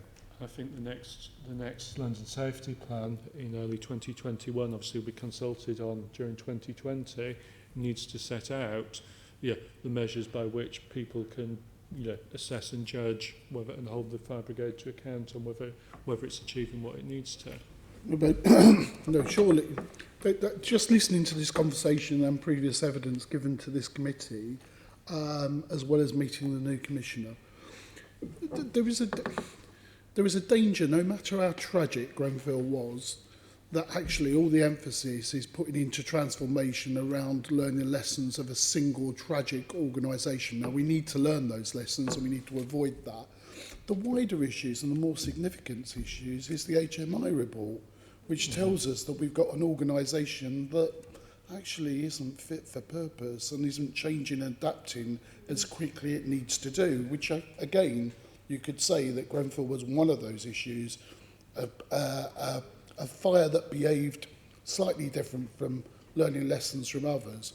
Isn't there an argument? And what I don't hear it's prior to 2020, is we need some real change to happen within the fire service almost in the coming 6 months. And much that you can implement some of the lessons of Grenfell, the wider change that's required to avoid other tragedies of everyday or performance issues of a service needs to happen much quicker. When do you expect to see those changes? I'm a great believer in the self-improvement, and all the issues, Mr. Mayor, you say about the transparency is very key and important to get that change. But when do you see real change, and when can you have that audited either by HMI or you bring in your own external auditors to satisfy yourself that that improvement has taken place and that performance issue is the one that you have confidence in? Before David responds, I think just it's really important because obviously there could be and there will be firefighters and their families watching this. We just should put on record that the fire service is not an organisation that is all bad. It does lots and lots of wonderful things every day. It's very good. I think the Commissioner gave an example the last time he was here of just some of the lives saved because of the new smoke hoods we bought recently, the first fire service in the country to buy the smoke hoods. Our firefighters are trained to use them. I know, by the way, neither you or Susan were doing this, but I don't want an impression to be courageous to those watching that we are saying the LFB is bad. Those firefighters are amazing. They're a credit to the service and to our city. But you're right. We've got to have the confidence to take criticism and the humility on the chin. If we revere the fire service as we do, we should take criticism. And that's one of the conversations that we had yesterday between the Deputy Mayor, the Commissioner, and the Inspectorate is what do we need to do to transform? How quickly can we do it? And how can we reassure you so we're reassured that we've got it right? And there are a number of things already in play with the new Commissioner because he was obviously thinking about this before he started the work and stuff. And Dave can talk about some of the things that we will do in relation to process so that we're reassured. The board has a big role to play in relation to the reassurance that they need as well going forward. But we also need to make sure we take Londoners with us as well. I think Mr. Mayor, you did totally right. Criticism of individuals or even collectively, it's not institutional failure, and it's the real difficulty about Grenfell is that in the future it may well be appropriate for that advice that's been brought into disrepute over Grenfell to be given again, because that is the right advice for that type of fire. In other circumstances, it wouldn't be, as we saw in Grenfell. So I accept those issues, but I'm thinking about there are some failures here, and I think the HMI, if it was a terrible tragedy, Grenfell, that loss of life that no one can be unaffected by, both firefighters or members of the public. But actually what needs to drive change is the HMI report, a single issue we can learn the lessons of, and we can take that. What's far more fundamental in terms of this service is the HMI report. And so I would start to think about merging issues and learning and changes, because they could be one of the same, to be honest. But the HMI report is far more fundamental about some of the weaknesses that organisations face. And it's not just the fire brigade that face this, other organisations that have faced similar problems over periods of time. So it's not new. It's a question of how quickly can we bring it back into a much more manageable and one that inspires confidence, as the Mayor outlined, for the future. I mean, I think you're right, and the points in this discussion are very valuable. I think if phase one of the Grenfell inquiry set out what went wrong, I think then the HMI report has gone to the next step and has said, okay, well, what are the sort of things that got us into that situation? Yeah, and so I think in that sense it's very valuable. I think there are, obviously it was published very shortly before Christmas, so we're not in a position yet, which is a position I think we need to get to, where we can, articulate, in the round what the programme to address this looks like. In terms of, there'll be some things I've already mentioned, like we clearly need to be really confident in our assurance arrangements about the information we get. An externally led audit committee is going to be part of that, definitely, I think. but we need to look through the 3 lines of assurance totally and check we've got that right. I think, obviously, it's not just all about a new commissioner. We need people with the right expertise of leading organisations through a programme of change and cultural change. And so I think the Commissioner is going to be looking to establish a senior role for somebody to do that. He'd also want to think through his top table more generally in terms of how that's structured and ensuring that he can get the right focus there for people and the right accountability with senior staff in terms of their roles. And so, that's all sorts of things that we've got to see move forward. But I do agree. What's actually really important is as the commissioner brings his thinking to deputy mayor, to the mayor, and then to yourselves and the public, we find a way of setting out in the round how we're going to address this, and give some confidence in the approach, and also demonstrate how there will be the right assurance and the right transparency about it. Look, I'm grateful for your responses. From our side, I think all political parties here want to work with you and to get this right. And wish the new commissioner well as already I know political groupings are talking to the deputy mayor about those issues. So, I mean, we look forward to future reports and see if we can make London safer.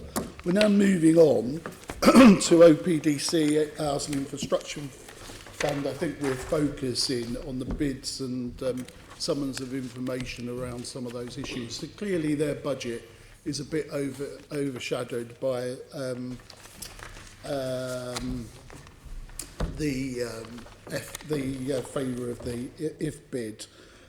We've asked for further information about that IF bid because we think it's quite important to understand what went on and why. There was a session yesterday. I was partially here yesterday.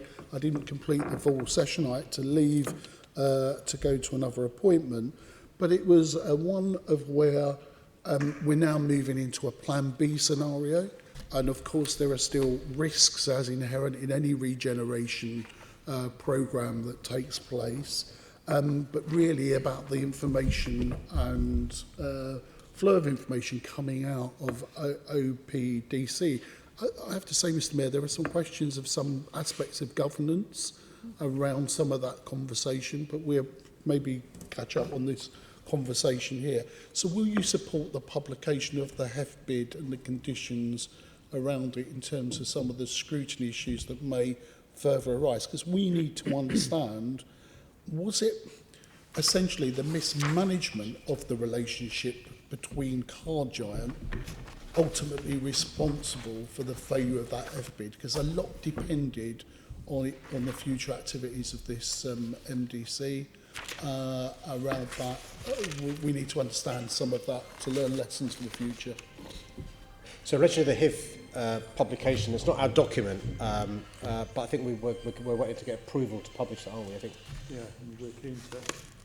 The OPDC committed yesterday to publish a redacted version as soon as possible. Okay. So the HIF bid clearly was on the premise of the Car Giant site being used as a key part of the development. You'll be over the discussion yesterday in relation to the reality of the increase in industrial land, what the cost would have been of relocating Car Giant. There is an argument that we should have ignored the evidence and the increase in land price and just chased this come what may. But bearing in mind what this regeneration is about, it's not simply homes but also jobs, and bearing in mind Car Giant are a massive employer, and I know the Assembly's taken a good interest in the work they do. The idea of pursuing this for the sake of pursuing it, spending a huge amount of money because of the increase in land values, leading potentially to the loss of jobs. I think the chair and the interim chief executive made the right choice, and one that I support. But I think I'm more than happy, subject to Treasury approving, because I think it's their document, to have that published. Okay. And in terms of the supplementary budget of 10 million in July 2019, are we satisfied that that was the right thing to do at that time? And was there any alternatives just to tidy up that a bit? So that, to be clear, that was money that was made available in the for the scenario in which a way forward was found, with the local plan coming back and so on, but however with the conditions around the HIF bid, we were thinking, well, actually, the government's agreed in principle, but we have to get it signed until before the money comes in. So it would allow us to get some work going ahead that was needed to get things moving quickly. In the end, we didn't make very much use of that money because we recognised the uncertainty around the London plan, and we didn't commit money unless we needed to. We have made investment in one particular thing around power supply to the area because there was very much a use it or lose it opportunity connected to the HS2 works, and it is clear in whatever form the area is going to redevelop, and it is clear that public sector involvement and investment is needed to make that viable, and so we did proceed with investment there, but otherwise we've been very cautious, and in the large that money wasn't spent. We're very clear it is a new quarter of London and very important to focus on. I suppose one of the issues that comes to mind, I'm in favour of mayoral development corporations as delivery vehicles if we need to do it. Is there a case, because of what's taken on in the past, that we bring it in-house? Is there an issue that actually, why do we need an MDC? What's the value of that? And are you instituting any review about some of those issues to think about the future in terms of as they bring back their view of what should be Plan B without Car Giant, but what's our view about the delivery vehicle and those issues? And I just, there is sort of, questions about when did the failure of the HEF bid become clear? When was, the preparations for the alternative plans, which is, I understand takes time and is still in process now, but there's a number of key appointments here, isn't it? We've got an interim at the moment. We want to attract good calibre people. If there's a left of uncertainty, and I know we live in uncertain worlds and challenging times, people do have choices at that level. And we'll look at a project and think, well, actually, no, I'm not going to hitch up and spend my time and expertise 3 years to a project which actually it's not giving that certainty, is not clear about where its direction of travel goes. And I contrast this, Mr. Mayor, in terms of complimenting you. The LLDC was, I think, rudderless and going and had a number of problems. Your interventions put it back on track and some key appointments. Peter Endy aside, going there as well as the chief exec, but they were there. This one's a bit rudderless at the moment and listless. It comes across as that. Now, it may not be that from where you're sitting, but from where I'm sitting, it's drifting. And it needs to be got a grips with. I don't know whether you think that's unfair, whether you think whatever, but based on some of the issues, and particularly I have my own personal views, but I'm echoing the views of people at the table that are here and not here, to be honest, around some of the issues. Well, let me deal with the macro before David deals with the micro, which is, I think we've got to recognise that the development of Old Corbett is a 20-30-year project. Yeah. That is, and the uncertainty you refer to is because of two big things that were relevant in the last 3 years, one of which, by the way, is still relevant going forward. So the first thing when it comes to appointing a permanent chief executive is question, do we have the support of the government via HIF, right? And you'll be aware the delay before the government said yes or no to the bid that we made for the HIF. And one of the reasons for, for example, if we didn't have HIF support from the government, £250 million, that's a very different project, very different appointment to be made for a chief exec, for the one where you have got the support of some HIF money. The second big uncertainty is HS2. This development is primarily very, very attractive because you will have the biggest subsurface station in the country, Old Dock Common, on this site. It will be the biggest station built in this country for more than 100 years. What's happened with HS2? Well, there's a review taking place, and I don't want to go into the Oakham review and all the rest of it and stuff, but so that's the context of the uncertainty, why, you know, I would argue the sort of caliber CEO you want applying for this job, by the way, David is fantastic, but the permanent CEO, is contingent upon whether it's that sort of big project, Old Oak Common, government support, or a project where H2 could all be cancelled. We may not have had HIF support, a very different project. That's an explanation of the uncertainties and what you call drift. The second point is we did have a review because I was concerned about drift in relation to OPDC in 2016. And the review made a number of recommendations how we go forward, including government support. But in relation to, you mentioned, you used the phrase Plan B, I think it's the pragmatic right thing to do, not to throw money at somebody who employs hundreds of people because of the increase in industrial land, and also the cost of land assembly is going to be humongous, notwithstanding the uncertainty of HS2. So I think the pragmatic response from Liz and David as the chair of the Chief Executive is a sensible one, and say, hold on a sec, there's hundreds of jobs already here, there's already a decent station there, it needs modernisation, but a decent station there that serves part of this. The two biggest landholders are HS2 and Network Rail. We know them quite well. We can do a deal with them, but also Park Royal could do with some improvement and some support.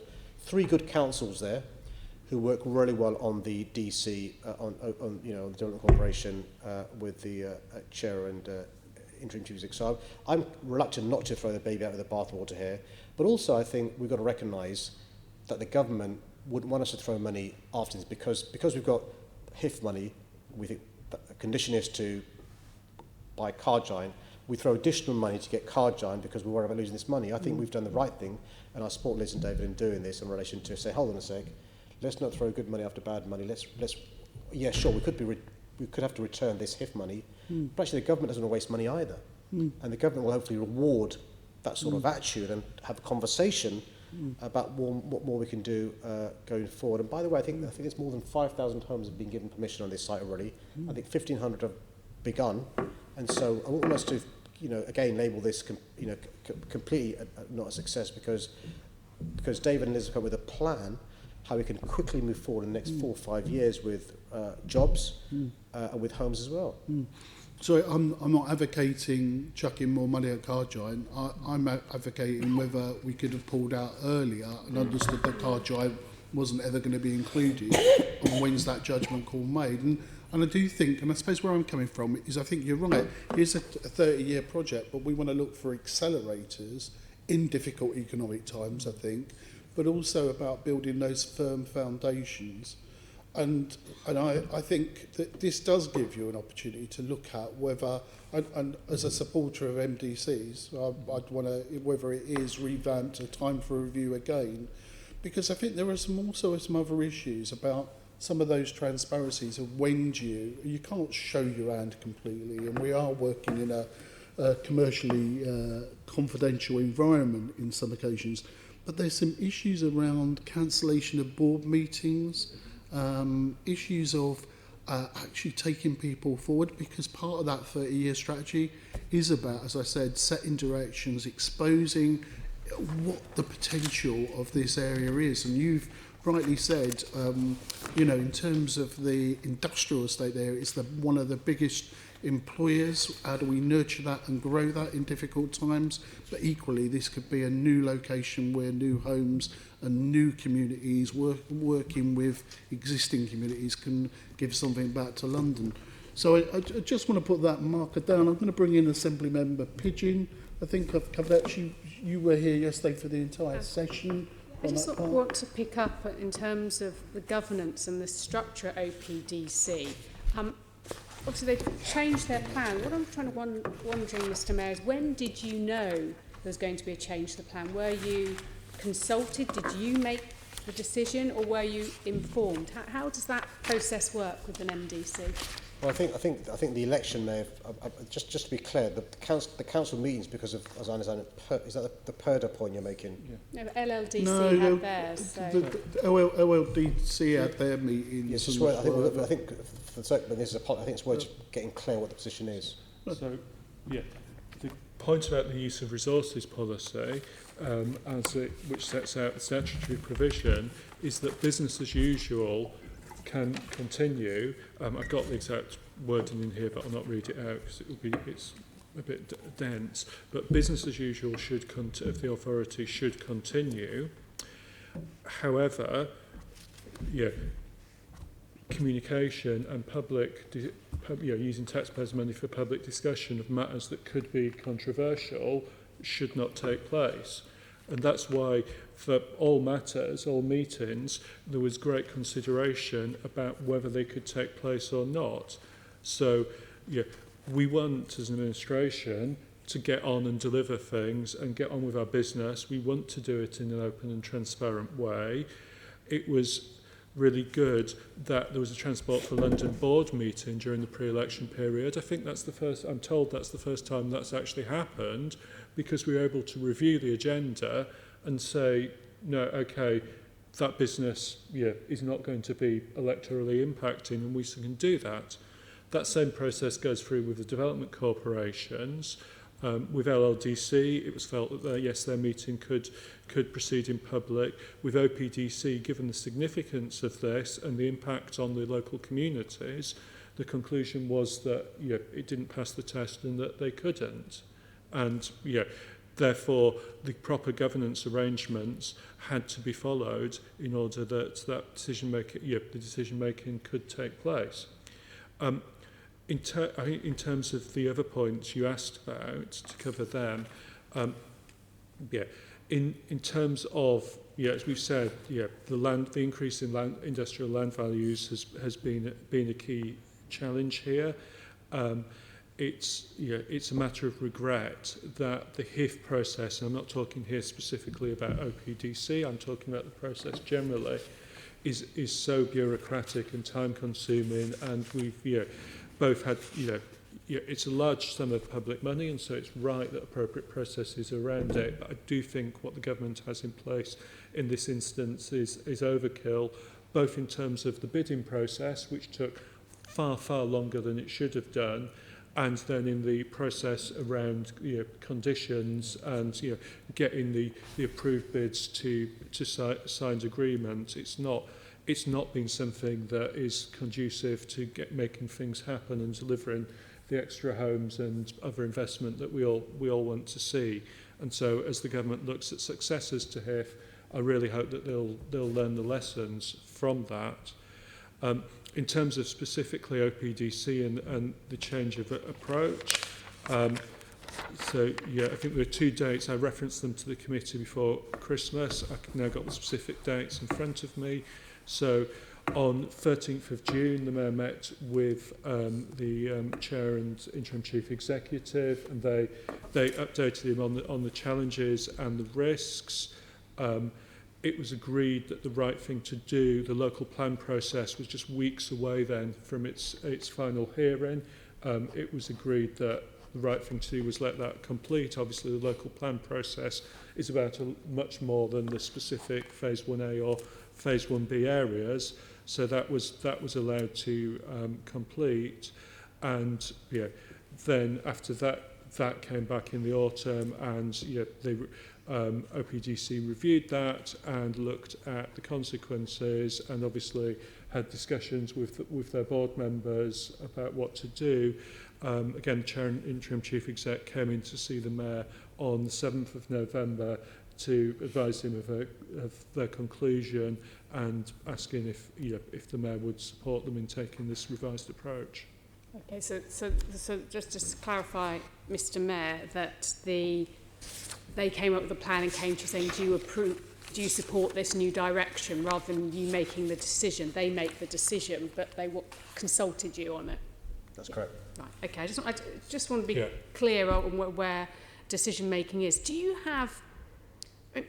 It's really following on from Assembly Member Duval. Do you have confidence in how OPDC is structured, given that effectively they made this HIF bid, and we can all look at the process there, but they made a HIF bid on the basis that they needed Car Giant's land, and yet they didn't have a willing partner.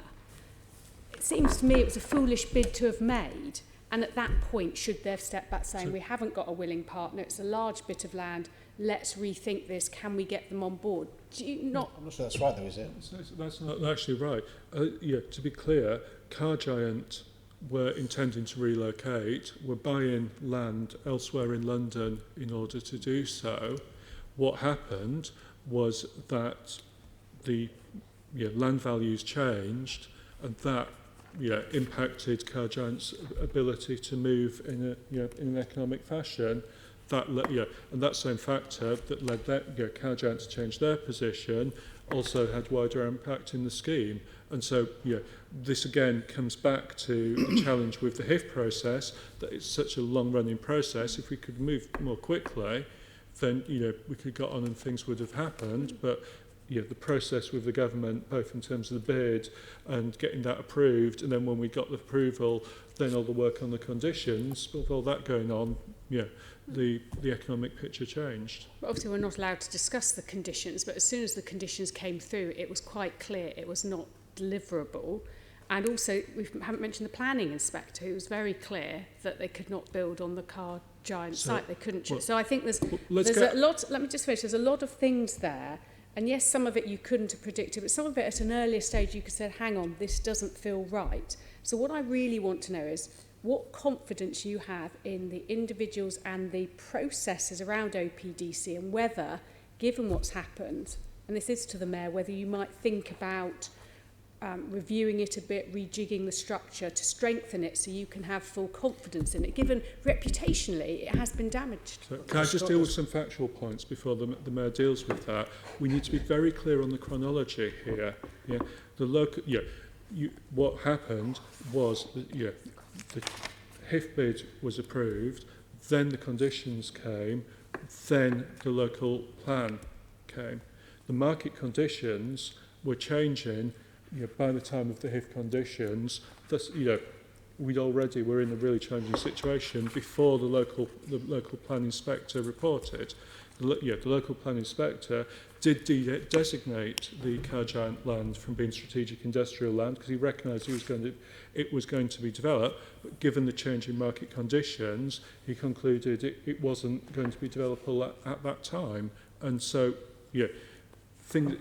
there's probably some detailed points on your other question I'll come back to. I'll let the Mayor answer my question really was to the Mayor, point. David, to be fair. I know, I want which is to why get I'm a shutting up and letting him answer feel it. from the Mayor. I think the story you tell is inaccurate, and that's why I'm pleased the Chief of Staff has corrected the errors made in your question. And I've got confidence in both the Chair and the Interim Chief Exec. What about the process, the structure and some of the processes there? Are there things that you might want to change so that you can have confidence going forward that the next plan they develop is one that's robust and will hopefully be delivered? Well, what I hope to see is some fruits of the conversation with the government to make sure we had more certainty about the money going forward. I'm looking forward to the review of HS2. I think it's really important we know whether Old Oak Common is going to happen, of course, whether there's going to be a high-speed 2. That has a big impact in relation to what happens with OPDC. So in answer to your question, but also a point the Chair made in relation to an Interim Chief Exec, high-caliber chief execs for OPDC probably aren't going to apply until they know whether HS2 is happening. No, Why would they? Yeah. Similarly, you can understand a fact is going to be, will they get central government support? Because without central government support, whether it's HIF Mark II or whether it's other support, that limits the ability of OPDC to do some of the things we want to do. Notwithstanding that, the process we have has led to a pragmatic plan B. You talked about supporting the current jobs that are there. How can we work with HS2, Network Rail, Park Royal, Car Giant? Car Giant have got some really exciting plans how they move towards electric vehicles. How can we support them, bearing in mind they employ hundreds of people? So the process has led to a pragmatic plan B. An alternative is for those involved in OPDC, the board and others, to simply say we're going to do nothing until we get certainty in relation to HS2 or central government. But a demonstration, an example of the strength of the board is the fact that they're coming up with a pragmatic plan B, notwithstanding the uncertainty around HS2 and central government support. Okay, so it feels not just to me, I think to other members, and we've been looking at this for some time, that there are some issues in terms of potentially governance process. You're quite confident in it. You're not planning to do any changes to strengthen it, just to assure yourself. I think a number of things. Firstly, we are going to look at what we do going forward. We've talked about, both the Chief of Staff and myself, about the conversation we're having with MHCLG in relation to what other parts of our common can be regenerated, notwithstanding uncertainty around HS2. I mentioned the other station that's there, uncertainty around central government support. We always small R review what we're doing in a whole host of areas and stuff. David, who has been seconded to do the interim chief executive, has got his own views, as does Liz, and so of course I'll listen to the board in relation to any ideas. They've got the 3 boroughs who are involved in OPDC. I meet them regularly in various guides and stuff, always willing to hear from them and stuff, the other members of the board. So we're always looking at what we can do to improve, but I think it's unfair, which I'm not sure if you're saying this, is that the process was responsible for what we've led to now. I think what David and I have tried to do is explain the macro point, which I think you can't ignore.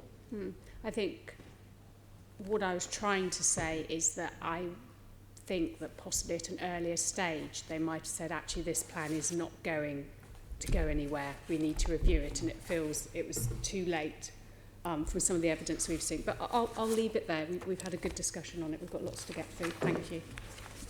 Okay, let's move on then to affordable housing. Assembly Member Chambers. Thank you. So I wanted to follow on from some of the questions that I was asking at the previous meeting before Christmas. At that meeting, I was asking about the spending of the affordable housing money, and I asked for a breakdown of the allocated funds so far, the funds in and out, what balances we're holding, and for details of the conditions imposed by Housing England. Now, I don't know if you've got anywhere with all that yet, so it might not be that you've got that much to tell me. But if you're able, Mr. Mayor, can you tell us more about the opportunity to lobby the government for more flexibility in spending the money that we already hold in housing grants, or we've been given or promised? And also outline what you've set out for the future in the aspirational budget. Well, firstly, it's worth giving the government credit for 2 things in relation to this area. One is for increasing the deal with London. The deal that we secured was for, I think, £4.8 billion with central government to build more affordable homes.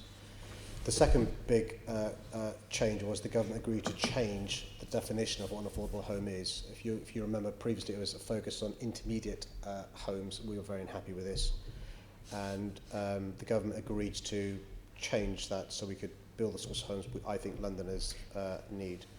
As far as the £4.8 billion is concerned, we have now reached agreement with key players to spend most of that. So we have got agreements to reach most of the. We can write you with the exact figure of the 116,000. Yeah, that's the information I'm waiting for. Yeah, the 116,000 starts. We've got agreement with a significant number of those. The conversation we're having with the government are in relation to more monies to build more homes, and actually I think there's an opportunity here with what's happening with the housing market generally, and you'll be aware because you're experienced in this area, the cross-subsidy model. I think that's broken, and actually because of the slowdown in sales of those properties, I think it's an opportunity to have more genuine affordable homes. So that's just a flavour of some of the conversations we're having with central government. Another conversation about the rental market, which you're familiar with. There are other conversations in relation to how we can deal with the uncertainty and, you know, pump more money in to get started sooner rather than later. The phrase used, I think, is not very nice phrase, is flipping some of the market sale homes to rental homes. So we're having lots of conversations with MHCLG about some of the things we can do in relation to housing. In relation to this year, you'll be aware the last 2 years, which is the first 2 years really going, we've broken the record in both those years for the numbers of starts. The first year target was 12,500, we broke that record. Second year starts, 14,000 targets. The target was 14,000, we've broken that. This year the amount of starts is 17,000. It's a huge ask. And I'm confident we'll be able to meet that ask as well. So yeah, obviously the Housing Committee's been monitoring that. We have worked out that you're about 29% of the way towards your target in the middle of the year at 6-month point, compared with say 22% the previous year. So we're waiting to see if you make that target this year. I think that your figures aren't quite right. So last year, at end of quarter 2, we were 16%, record-breaking year. Year before quarter 2, we were end of quarter 2 4%. Record-breaking year. Yeah, I remember that, yeah. This year, we're at the end of quarter 2, 29%. 29, that's the year. And so it's looking good, no complacency. Obviously, you know that it picks up in quarter 3 or particularly quarter 4. Yeah, so we'll be very interested to see that. What I am concerned about, though, is the slippage in the spend in the forward budget. And that's what I was discussing with David at the previous meeting. So yeah, we're waiting to see what's allocated in which years to be spent. At the moment, there's still significant amounts down for 23-24. Obviously, that's after the start date you've promised for the 116,000 homes. Obviously, homes take time to build. But then some more of that money leaks into the next 2 5-year periods within the aspirational side of the project. You're also asking for 2.7 billion a year in an aspirational side of the budget that you've written down. And what's interesting about that is that comes out, if you're talking about 32,500 homes, at a grant per home average rate of 83,000. And obviously that's higher than the current amount, which is your standard offer to a social home.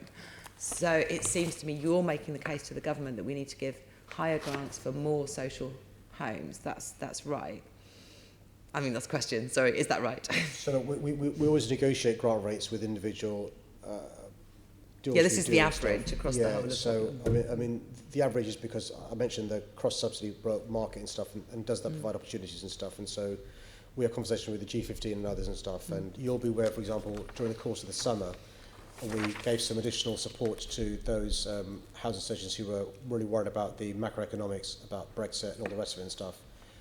And that gave them the certainty they needed, because obviously things like buying land, you don't see the benefits of land being bought with homes being built to a number of years in advance, and so we gave them that certainty. So a lot of this is up for negotiation, but what we're saying to the government is there's an opportunity here to build the homes that we all recognise that we need, and so particularly as the government wants shovel-ready projects, we think we can, by the way, it's a similar point I made to policing, if there is an opportunity for us to take monies that aren't being spent elsewhere, we think we can take them and use them.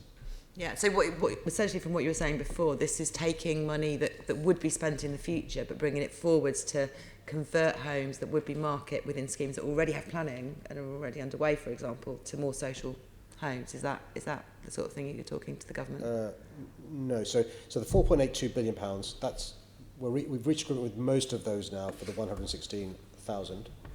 There is an opportunity to bring forward some of those. And those individual conversations we have with individual housing associations, councils and others.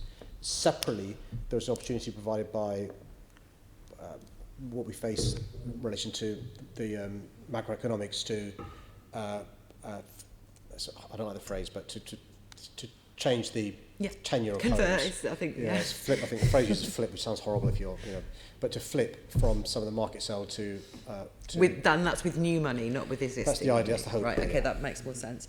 That's really useful. Can you give us any reassurance that the very large amounts of money that you've promised for intermediate, i.e. shared ownership homes, is actually going to be helping people in housing need? We've seen some concerning figures about the average incomes of people, for example, who take advantage of that, or the low rates of staircasing, for example, and the low rates of security for people in shared ownership. The Housing Committee is looking at that as well. Yeah. Are you doing evaluation of who's actually benefiting from that, which is a very big chunk of the grants you've given out so far? Yeah, I mean, we're doing all that's asked for us to be done by MHCLG and some. So you'll be aware, up until 3 years ago, and some of this is still being fed through the system, included homes costing £450,000. We've tried to change the definition to include many others being brought into it as well.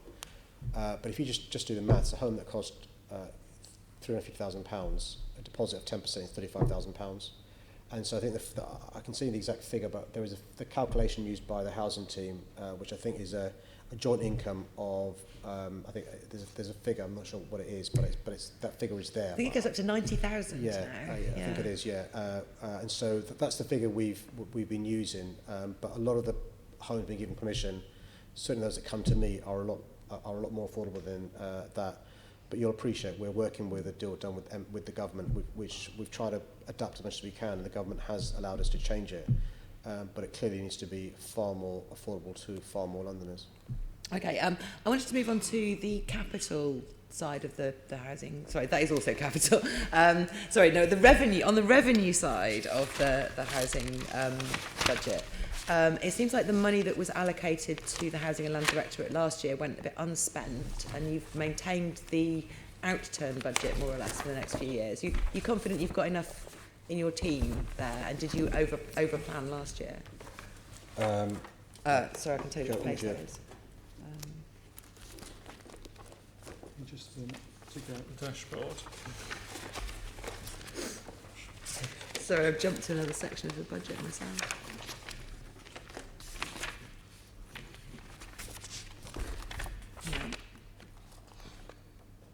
It's page 18. Page? 18. You originally programmed 65.6 million of revenue for the Housing and Land Directorate, and the forecast spend is 45, and then you've continued 40 to 45 for the next few years.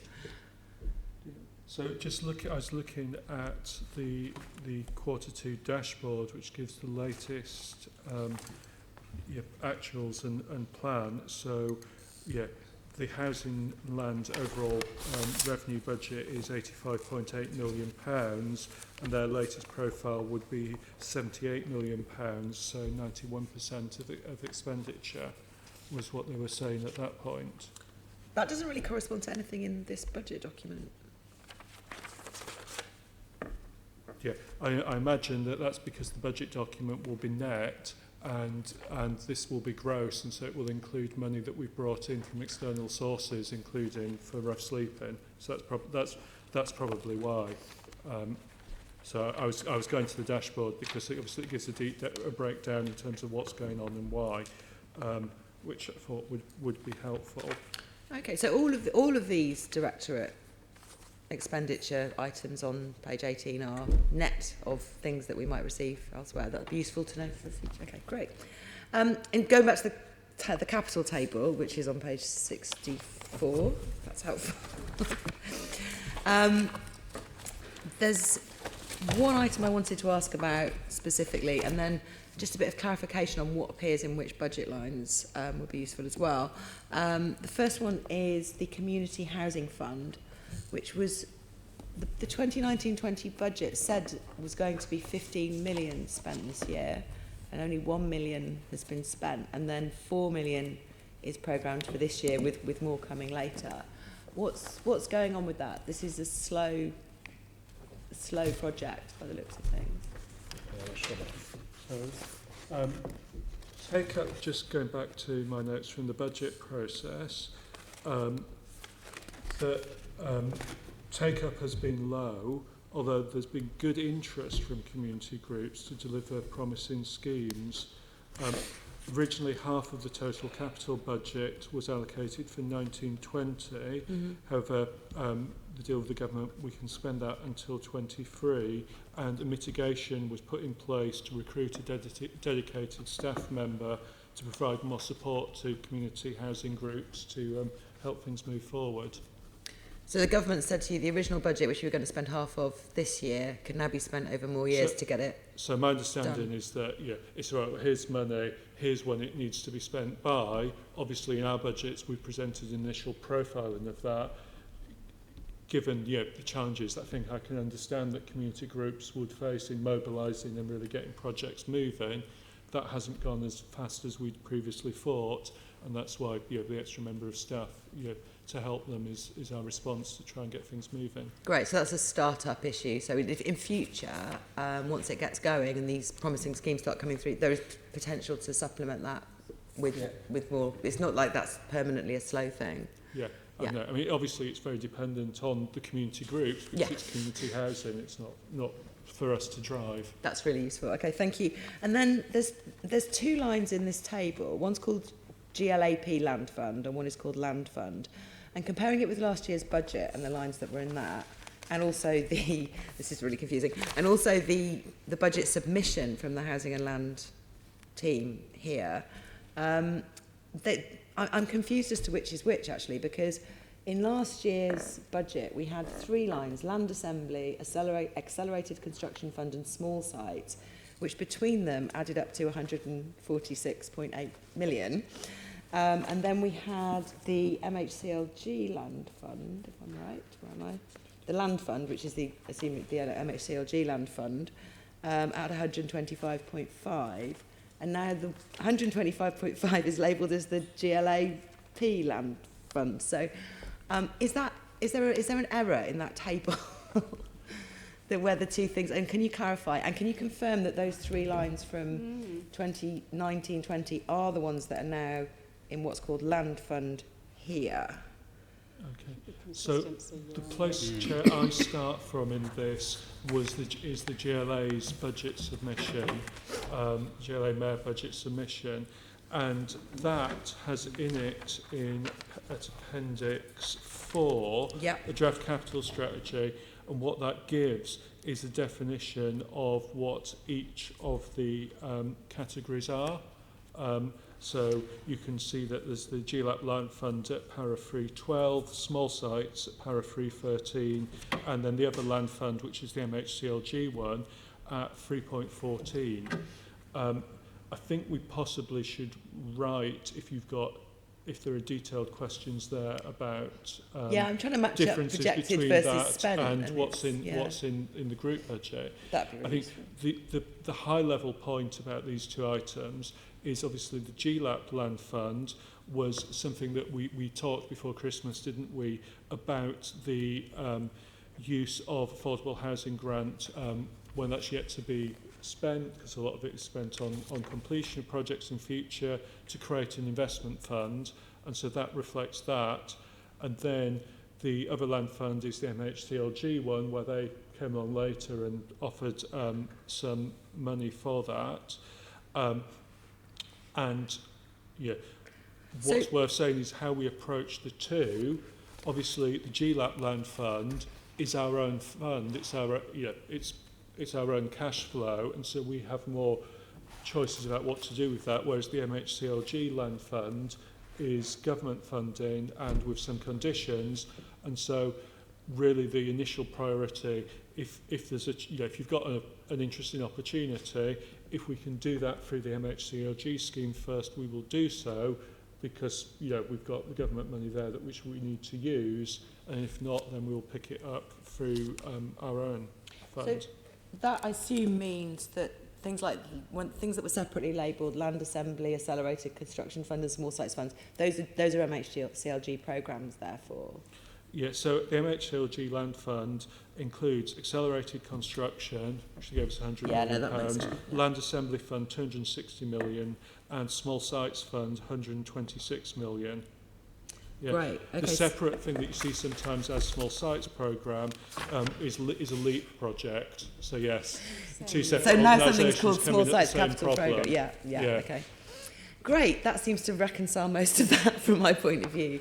Caroline, I think you wanted to follow up with something about that. I just wanted to just, on the GLA Land Fund, just wondering, there's a sort of over-reliance on some developers through that fund, and some of it's quite high risk. They haven't even got planning permission. I'm just wondering, Mr. Mayor, what confidence you have in the assessments being taken around that, and whether there's any changes you might make to that fund going forward. I think at a previous hearing before the committee before Christmas, I think Ricardo and Martin set out the various due diligences that take place in relation to the investment committee and the step before that.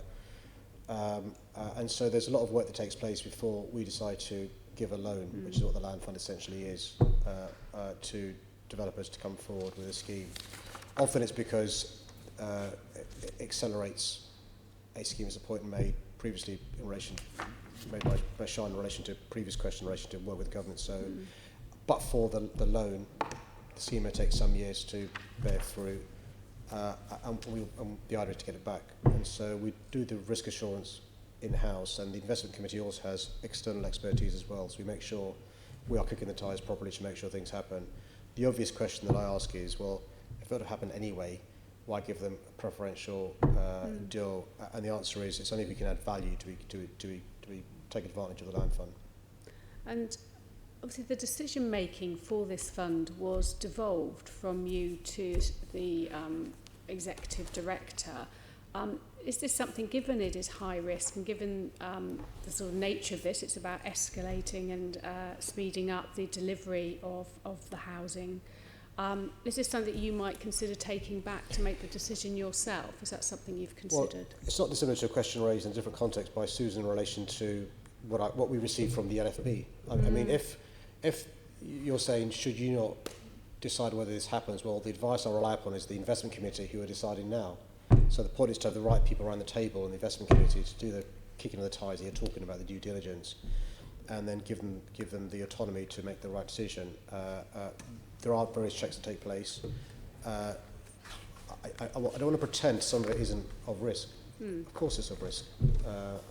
But, you know, in my view, it's worth taking that risk if it leads to homes being brought on stream sooner rather than later. And you've seen already, and we've had a conversation in the past at NQT, some of the benefits of the land fund, and all the evidence I have is but for the land fund, some of those schemes would have happened. Just on the specific Yes, point about the decision making, so the delegation for such matters to the executive director was something that was put in place under the previous administration. I understand that was done because it was felt that would enable things to move faster than going through what was necessary to get an approval from the mayor personally. We do look at mayoral decision making in the GLA, our governance stuff, once a year. Certainly happy to have a look at that again. What I would say though is important to understand that there is both through the decision-making process involvement, as Sadiq says, as Martin set out before Christmas, of things like the investment committee that looks at all this. But then when a decision is taken, yes, it's taken by Executive Director for Housing and Land under that delegation, but the decision forms also require Martin's signature as CFO to say that all the financial and legal matters have been considered properly. And so clearly, if Martin wasn't comfortable from a financial perspective, then that decision couldn't be made because it wouldn't gain Martin's signature. And so the process as it stands does ensure that we have two very, very senior officers independently saying that they're happy with the process and with the decision. Okay, that's helpful. Thank you very much. Okay, we're going to move on to the LLDC and concentrate around affordable housing delivery, but also there may well be some other questions from Assembly Member Prince. Yes, as a member of the GLA family, why doesn't the LLDC do more to deliver affordable housing by at least meeting your London-wide target, Mr Mayor? A lot of that is inheritance. I mean, what we inherited wasn't great. I think we've got the figures here for the numbers of affordable homes. And so, for example, in 2015, the numbers of homes that were affordable, that's using the old definition, 2015 was 2%. And so we've gone from that position to try and get to 35%. And so the good news is, across the piece in relation to new sites that have come on stream, from 2017 onwards, schemes that have been granted approval are achieving the 35% affordable housing requirement, which is the policy guidance. Which site's that, Mr Mayor? Sorry? Those would be, which sites? Say which sites? Yes, sir, yeah. Those would be Iceland Wharf, 90 Monia Road, and TSVC Hapscott Road. Well, looking at the site previous and Fish sites, Island. Cobham Manor and East Wigan Sweetwater, and they were like 28-30%. And you yourself, when you, I'm not trying to get an argument here, when you came in, you were looking for a 50% target. You then reduced that to a more realistic 35. But these haven't even reached that 35 level. just again, I don't like correcting assembly members because it looks please, rude. feel free. But so the target's 35% in relation to affordable homes. The London plan has a 50% target across the piece. There are different policies in relation to industrial land, brownfield sites, Well, and I've private said it's land. 35. In relation to the applications that have come on since I've become mayor, Right. what I've given the LLDC is a flexibility, so some sites may not be appropriate for 35%, and so I'm willing to allow them to have slightly less if other ones make up the difference. And so you mentioned Chobham Manor, you're right, that did used to be 28%, but because of City Hall intervention, that's now 35%. And across the Is various it? schemes, for example, Sorry, I'm not looking to have an argument, but Cobham Manor, you're saying is 35%. So my briefing here says it will deliver 28 to 30%. It was 28%, but then a grant agreement we've agreed to get it when the project completes up to 35%. Right. And so you'll see more affordable homes in both phases 2 and phases 3. I think Lynn referred to that when she was here. So when LLDC were here, Lynn did mention that.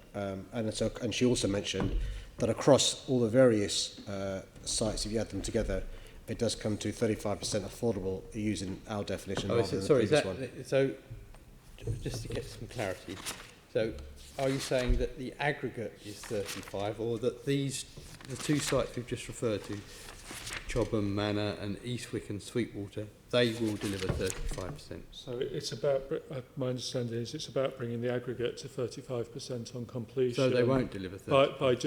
By doing more in phase 2 and phase 3 than the plans the Mayor inherited. So I'm happy to be corrected, but only if it's correct. Yeah.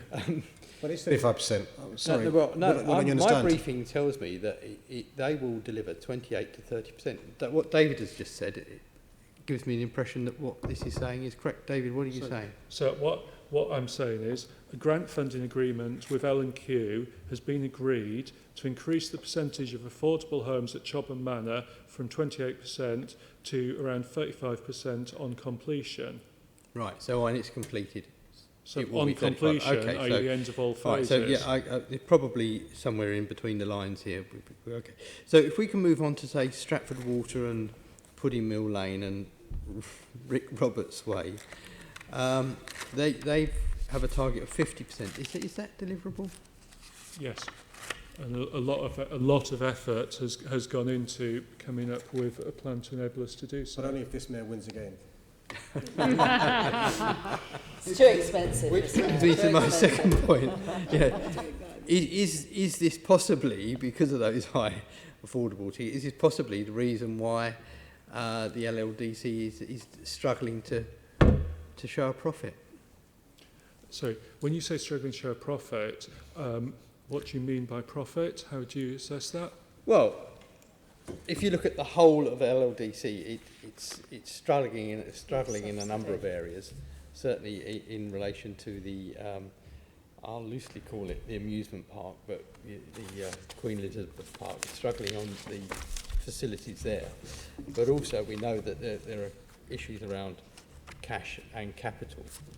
Clearly, if you're sweating the assets, and it's fair enough, it's a political decision. So I'm not saying you're wrong politically. I'm just saying that from a financial point of view, if you're sweating the asset in that way, then it's much more difficult to get a return.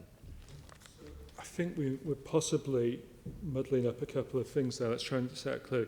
So obviously LDC has a revenue budget, and within that you can look at the trading performance of, you know, whether it be the stadium, the copper box, the London Stadium, Mittal, some of the catering facilities on the park. Yeah, so you absolutely can look at that from a trading basis, and happy obviously to move on and talk about that if you want. When I think about the Development Corporation in terms of turning a profit, I don't necessarily think about the annual revenue budget. I think about its mission and purpose as a development corporation and what it's going to achieve. And we've set out before, and I think Lynn and Jerry mentioned them to you just before Christmas, the money that will flow into the public sector for increased council tax and business rates as a direct result of the LDC's activities. And so when you look at that, the LDC is incredibly profitable and successful. It's going to bring huge additional revenues into the relevant boroughs and the GLA. Chair, to be fair to this, I mean, David's given the civil servants answer, but it's a political choice. I've chosen not to sell off this land for luxury homes, for penthouse flats that we left empty, properties used as gold bricks to be bought by investors who live overseas. I've made a political choice to use this land for homes that are genuinely affordable to I'm not looking to... No, you asked a straight question, but you asked, to be fair, you asked a straight question, and I think the civil servant gave the civil service answer. No, it's a political choice, and, London London did make their choice. They will have another opportunity in May to make that choice. I absolutely respect that, funnily enough. If we can just move on to the MSG Sphere, I think it's Madison Square Gardens Group Sphere. Do we feel there's a need for such an entertainment venue, considering how we're struggling with the ones we've already got? I think I need to be careful because this may come to me for a planning decision, and so there's a horrible phrase called quasi-judicial. I also. But you give me an opportunity to say that we are the cultural capital of the world. We are the city where most tourists come of any city in the world. And when you speak to 4 out of 5 tourists, one of the reasons why they choose London is because of, I'm afraid, not our mayor, because of our culture. Yes. And so I'm not sure it's true to say that we have more than enough cultural facilities. We're also the sporting capital of the world. And so I don't want to comment on MSG, but I think we could, it's really important to realise, by the way, 1 in 6 jobs are in the cultural and creative industries sector. So £52 billion of our economy is from that sector. So it's a very important sector. All right. Well, I respect that. I can't push you on that. I would like to discuss that further, but I appreciate you've got to make a decision. I can't prejudge the outcome. I've been on planning committees myself, not with as much power as you, obviously. But if we can move on to, because I think that pretty much kills most of that. But just one more assurance then. Are you confident about the level of funding that the LLDC receives against the deliverability and the benefits of the planned outcomes? Yeah, good question. I think the chair in a previous question complimented NLDC and indirectly directly me for the work we've done there. I think NLDC is in a good place. You're run over, Keith. The difficult relationship they used to between West Ham and City Hall. The team has worked really hard to improve that relationship. And I want to give West Ham credit, not for their performance on the pitch in the last season, but actually for there's an upturn. Fair 2 enough. games, 2 wins. But for the way we're working together, it's in both of our interests, and actually in London's interest for us to work better together. Totally agree. And they've been really good in the recent past, and so that's good. I'm really pleased that E20 have taken over the operations of some of the things that happens there. That bodes well. We've got a new commercial officer, and one of the roles they will have is to make sure we look at. You mentioned sweating the assets. Can we sweat the assets better than we currently are? Revenue stream. I'm not sure you had a chance to go to the Major League Baseball games this summer. Yankees versus Red Sox. The whole world was watching these games, and it showed us in really good light going forward. And so there's opportunities there. They are able to come to us and ask for any additional monies they might need. I'm hoping the chair and the chief executive feel supported financially from us, working to make sure that as soon as we can reduce the subsidies we currently give to NLDC. You mentioned that earlier on as well. So I think we've turned it around. I'm not, by any way, pretending that it's a finished project. I think East Bank's we're turning it around. I think East Bank's a real game changer. We broke ground on East Bank earlier on this year. That is so exciting. An education and cultural quarter in that part of London where the local community gets to benefit as well. I think it would really be a real game changer for that part of London. We do need to move on, but there are just a couple of really burning questions. One is the capital issue and the headroom on the capital issue. I believe we're dealing with that by making facilities available from the GLA. Would that be right to say that, or have I got that completely wrong? So what do you mean? Well, the ability for the LLDC to borrow money, as I understand it, is pretty much hit the ceiling. Yeah. So we need assurances around the GLA being able to help them if they need any more capital. It's right to say that the Chief Financial Officer of LLDC has said, well, yeah, here's a prudential borrowing limit. It wouldn't be prudent to borrow beyond that. Likewise, as they borrow from us, Martin has, reviewed the matter and agreed with that limit, and we wouldn't lend more than that. But above and beyond that point, if they need more money, well, then that looks for grant funding, and that's why, this budget sets out the arrangements needed that underpin their activities. But are we in a position to, if need be, to give them a loan in order for them to deliver? Because if you're investing in things such as housing and so on, you get your money back, don't you, at some point, in some way? Yeah. But if they've got no more what's termed headroom for their own ability to do potential borrowing, so where do we stand on that? So their borrowing is from the GLA, not from any other source. So we could only grant. So it's grant the money. We can't lend them any more money. Is that what you're saying? That's right. Yeah. And obviously the loan is about getting repaid, and there are agreements with government relating to the Olympics and so on that are part of that. But you could, with investments in housing and so on, you can give them a grant and still get a repayment on that, couldn't you? Exactly. And the GLA budget includes provision for grant to the LLDC. So we've got that covered. Sorry? We've got that covered then. Yes, there is an annual amount. We're confident that we are able to. Yes, and make it right. That goes into an earmark reserve if required. Okay, sorry. All right, just very quickly then, just in relation to the Olympic Stadium, if I can go on to that, Mr Mayor. As we know, that doesn't make a trading profit. And the MLB stuff was really good, but I'm not sure whether that made a profit either. But there is the issue around the naming rights, and what progress are we making on the naming rights, Mr. So I think the new member of the team that is in charge of commercial operations, I think, began in November. And so one of the things they'll be doing is looking into the issue of naming rights in consultation with West Ham and others as well, because obviously there's a potential there for a revenue stream. But how is that progressing, Mr. Mayor? Well, from when they began, I think they're in conversations with a number of people. Yeah, I mean there were some initial discussions with West Ham to agree in principle to work together on this.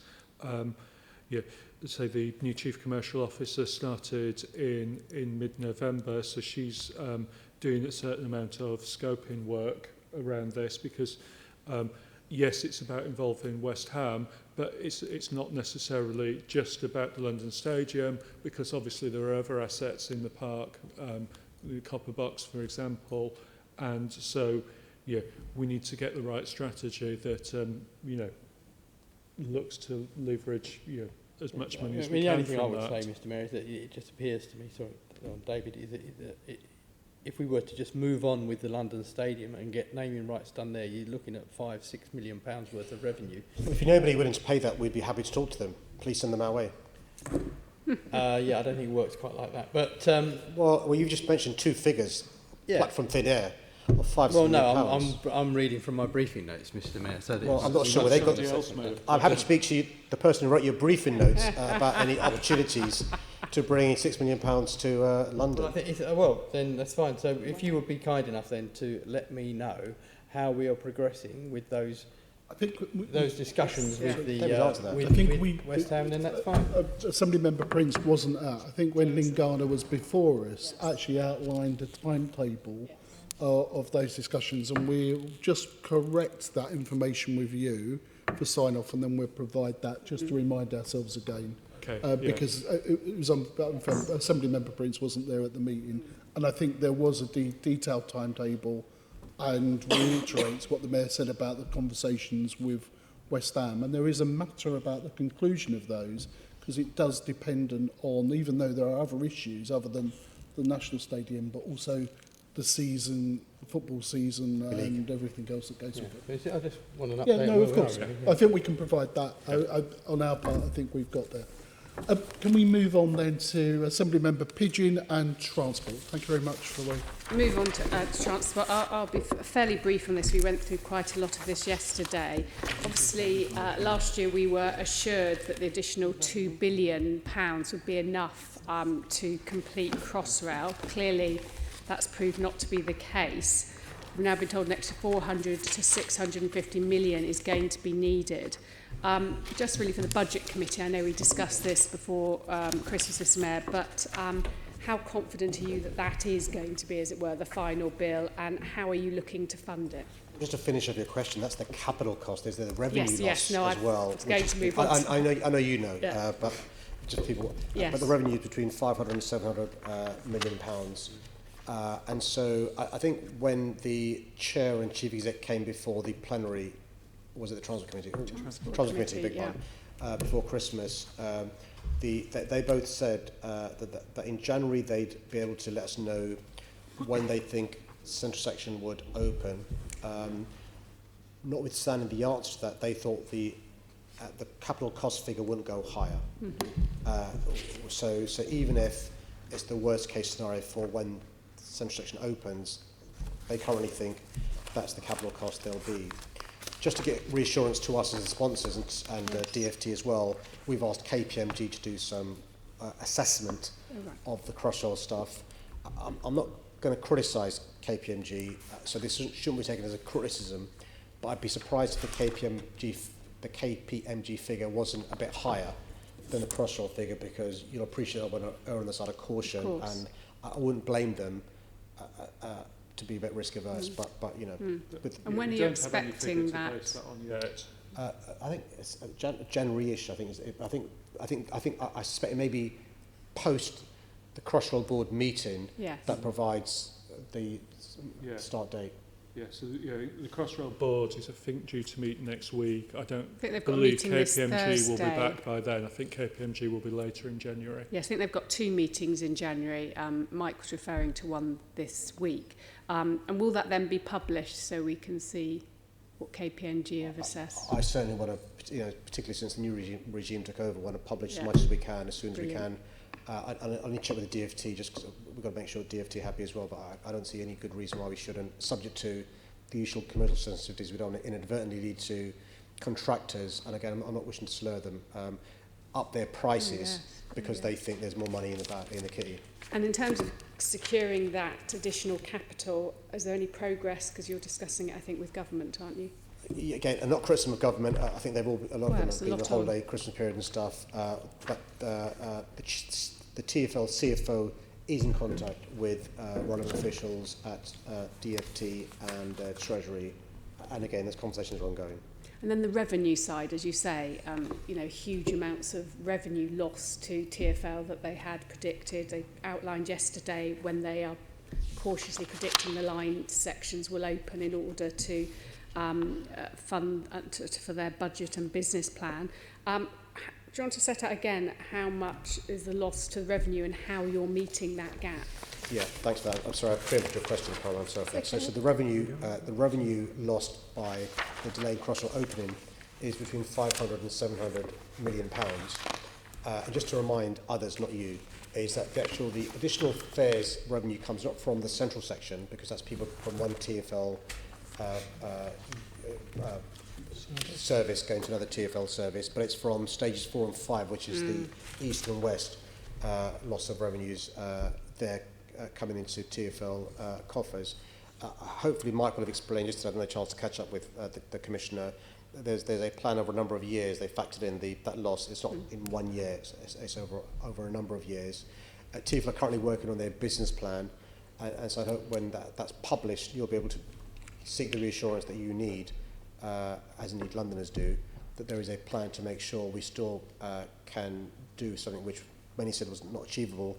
We should to break even in 22-23, notwithstanding the additional loss of revenue from Crossrail not opening when it was supposed to. But what is having to be cut or delayed as a result in order that you can meet this shortfall in your revenue? So far, there are no additional things we're talking about being cut, and that's because of, and by the way, all of TfL deserve credit for this, the massive savings they've made in the last 3.5 years. You'll be aware that if you exclude operating revenue, the deficit TfL had when I became mayor was like 1.2 billion.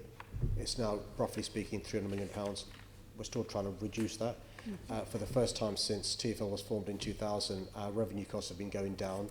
And so because of the fantastic work of TfL across all sections, we think we can, within the plans we've got, make those savings without the need to make any cuts going forward. Okay, thank you for that. And then I raised yesterday the issue of compensation that would need to be paid to Canary Wharf Group if the central section doesn't link up to Heathrow by the end of 2021. Are you aware of discussions around that to try to resolve that? Because that could be an additional cost to TfL. Well, I don't want to talk about the specifics in relation to Canary Wharf, but generally speaking, TfL and Crossrail, on a without prejudice basis, speak to a number of people who may have claims to Crossrail or TfL. I can't talk about negotiations taking place, but it's not unusual with TfL or Crossrail to speak to any key stakeholder. Okay, but there's specific in the arrangement between Canary Wharf Group and TfL that if that doesn't link up, they would have to pay them. I think what has been in the £millions. public domain is the issue of potential court challenges from the group you referred to and stuff, and they're an important player in London, and I meet with them regularly to discuss a whole host of issues. But it would be unwise for me to talk about specific instances of potential compensation. Okay, just a couple of other quick questions. One we picked up yesterday. TfL is looking to hold really large cash balances. They're changing their position. Instead of holding 30 days operational costs, they're now going to 60 days. Are you supportive of that? Do you think that's a wise way to manage? I'm not sure if the CFO went through this with you yesterday about the amount of monies we hold. I mean, he's following normal prudential guidelines and stuff. There is an issue, and you'll be pleased to know, as indeed I was, our credit rating is very good. I'm not sure whether it came up yesterday, Yes, it the did, issue yeah. of the reasons why Simon's doing this and stuff. But it was raised at the TfL board meeting, and I'm sure the relevant committee meeting as well. I think it's the finance committee meeting as well. And I think I take the advice of the CFO very seriously, and his advice is to hold that much in cash reserves. That's one I support, as indeed I follow the advice of the CFO to my left as well. Yeah. But obviously there's differences in treasury management across the GLA group. Is that something you're looking to align in time, or are you perfectly happy with the different bits of the GLA having different treasury management policies? So we have two treasury management functions. TfL has its own, and then the GLA has one which acts as a shared service for the rest of the group, also London Pension Fund Authority. There are legal reasons why the two functions are separate. We are going to, through the group collaboration initiative I mentioned earlier, doubtless we will have a look again there and just see if they need to keep separate for legal reasons, whether there's more that we can do in terms of collaboration between them. But that is on our minds. It's more the policy as being different as well. Is that something you might look at? Well, I think it's really important to remember that TfL is a real trading organisation. Okay. Think about the amount of money that goes through, if you imagine the TfL bank account every day, and as an operational business, it is very different in its nature certainly from the GLA. And clearly their treasury management strategies, which obviously all go through the TfL Finance Committee and are all publicly available for people to read, are based around the specific circumstances that TfL finds itself in as an organisation that turns over best part of £10 billion a year. Okay, thank you very much. Okay, can we move on to GLA That's all then. issues, London efficiency targets, GLA staffing issues, and just want to raise the issue around the 6% efficiency dividend for each year for 21-22 for the London Assembly. Does that extend to the rest of the core GLA? I think this arose, David, in an exchange of letters with myself over the London Assembly budget. Yeah. So I guess in terms of the London Assembly budget, just to recap where we got to, so the Assembly budget was £7.2 million on the Mayor assuming office. This year it's £8.0 million. Obviously there's an understanding that a large percentage of the Assembly budget is in staffing costs and there are necessary inflation costs there. So the Mayor's budget guidance said, okay, we propose about a total of 8.1 million, recognising that salary inflation is inherently there. The Oversight Committee came back to to us and said, oh, we'd like a budget of £8.6 million for the Assembly. David Galley, on my behalf, wrote back and said, asked, well, okay, just so that we help out the Mayor can consider that request against other priorities and pressures he faces, can you just set out what the impact would be of not proceeding with that? And obviously we have the paper that the committee considered back in October. Given the response there, the Mayor has proposed in this consultation budget to provide that £500,000 increase to the Assembly, and then what we said in response to the suggestion from Assembly members is, well, obviously there will be a new Assembly to some extent following the election, and can we look again at the budget and what efficiencies are there? Of course, on the GLA side, we do that, through our budget process, and we will continue to do that and look to drive further efficiencies, just as we do in the functional bodies, and I'm sure the Assembly will want to do as well. No, the original question is the 6% efficiency target for the rest of the GLA as well as the London Assembly, or is the London Assembly being treated differently? We didn't set it as an efficiency target. The projections for later year spend are exactly what was in last year's budget document. So there's been a change for 2021. That doesn't prejudice what happens at all in later years. That'll be a matter, obviously, for the Assembly, whoever's elected, and the Mayor, whoever that may be, following the election.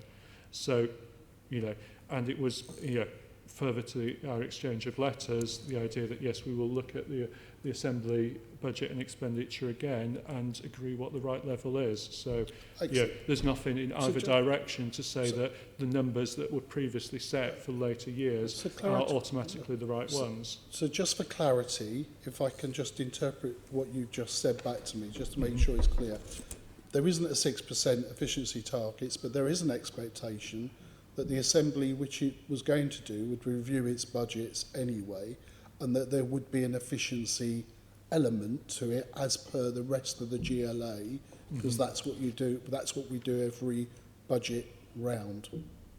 So it's not 6%. So 6% was a number I didn't recognise because, as I say, we haven't gone. Oh, okay. Right, okay, let's ask the Assembly for a 6% saving.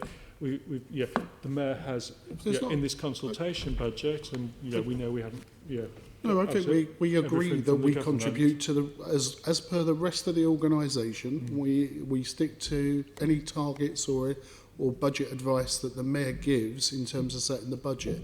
I just wanted to clarify whether there was a 6% efficiency dividend target, and that we weren't being treated any differently than the rest of the organisation. That's really what I wanted to clarify. Can we then move on to the level of confidence? So what level of confidence do you have about the GLA transformation programme, particularly in delivering more efficient ways of working. That's the overall programme that you've got, I think. Well, I guess we can see it happening now, can't we, in terms of the rollout of the new IT kit and the changes, ways of working on the 3rd floor and now the 4th floor at City Hall, and so we can see that happening. It's clearly early days. I understand there's been general positive staff feedback to that, but doubtless there will be some issues that we'll need to bed in. There are also clearly really big aspects of the programme in terms of improving HR and IT services more generally here and ensure that they're being done in the most modern way. There is significant work ongoing currently between GLA and TfL around some of our HR systems, which are probably somewhat outdated, may not be best practice now and may not provide the best experience for staff or the most efficient processes. So that work is going on. Similar work is beginning shortly with TfL to have a look at some of aspects of our IT services and how those are provided. It's very much work in progress. We can see some things with the IT rollout starting to change, but clearly the Chief Officer's got a lot more in front of her. Thank you. Now, with the permission of my colleagues, I'm conscious of the time. I think we're going to write you on the adult education budget. It's a very important budget, but for the sake of public records, if we can exchange the answers and we'll make sure they go in our minutes, but also we'll get them on the website if anyone is following this on webcast in terms of particularly interested in around budget questions around the adult education budget.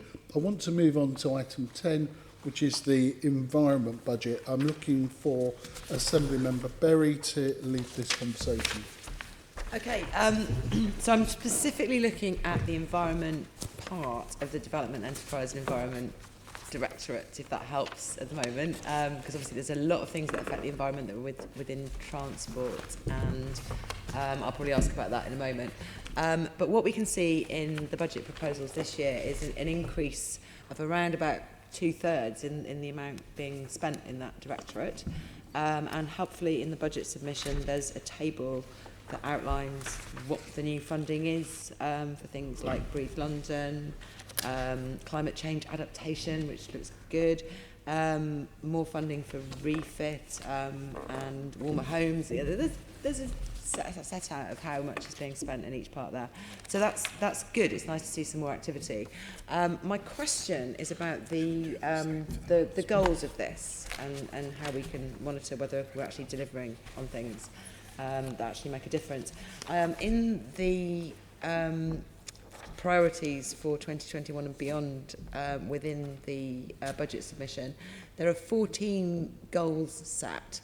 Only 3 of them aren't measurable, i.e. they don't set a year or an actual measurable goal, and 5 of them are within the next year coming up.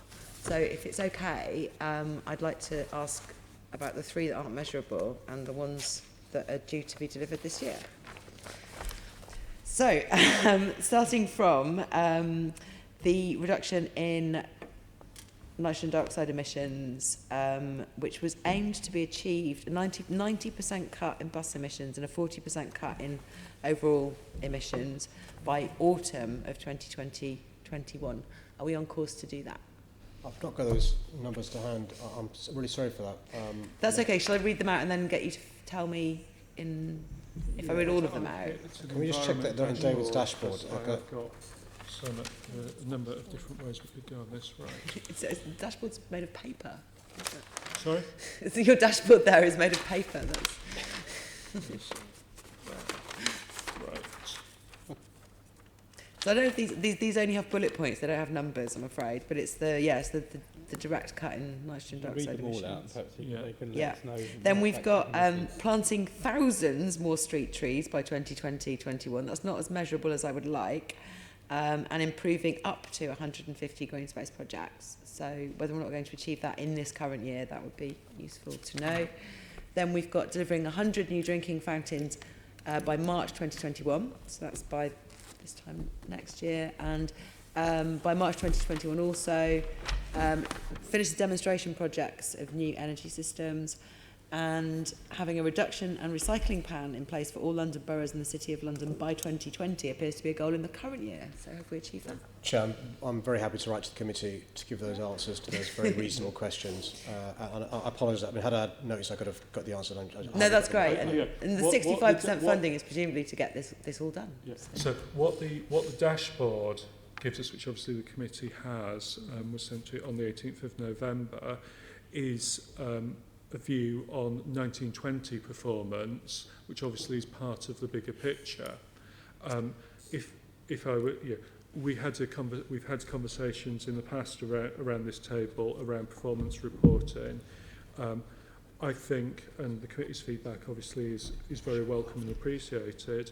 We are, with these dashboards, when we get performance for each area on a page, in general that's a step forward, because you've got there, rather than having the huge documents we had before, and with huge effort went into writing the document rather than focusing on performance, which clearly is what we need to do. One of the things that we've not got on the dashboard, and it's hard to, is how the in-year performance relates to the overall high-level outcomes that the Mayor's seeking to achieve, and the high-level things underneath that. And that's particularly difficult because a lot of things, are very, there aren't these neat silos in London, and a lot of these things will be across different areas. I mean, health in all policies is obviously the classic example of that.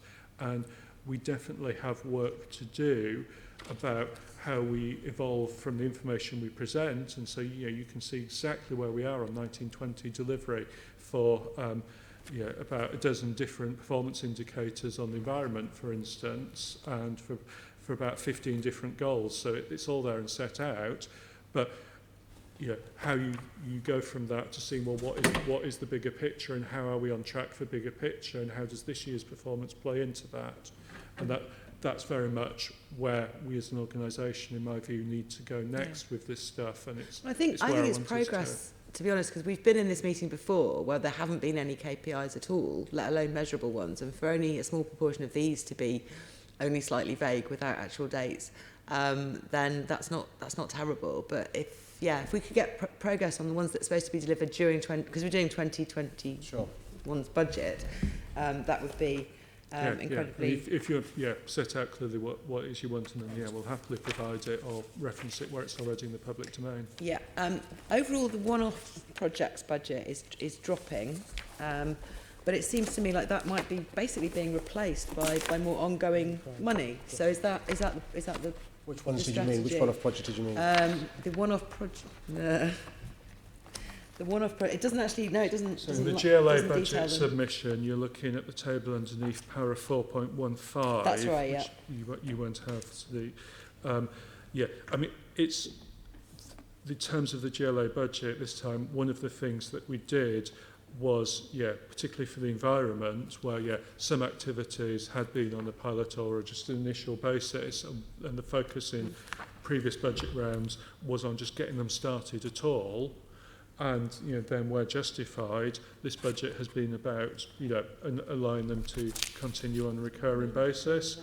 And so, yes, absolutely what you say, some of it is just about things where we don't need the one-off funding because we have been able to get it into the base budget with the increase there, which is what, £2.7 million from 1920 to 2021, and rising further in later years as well. So real change there for the environment spend.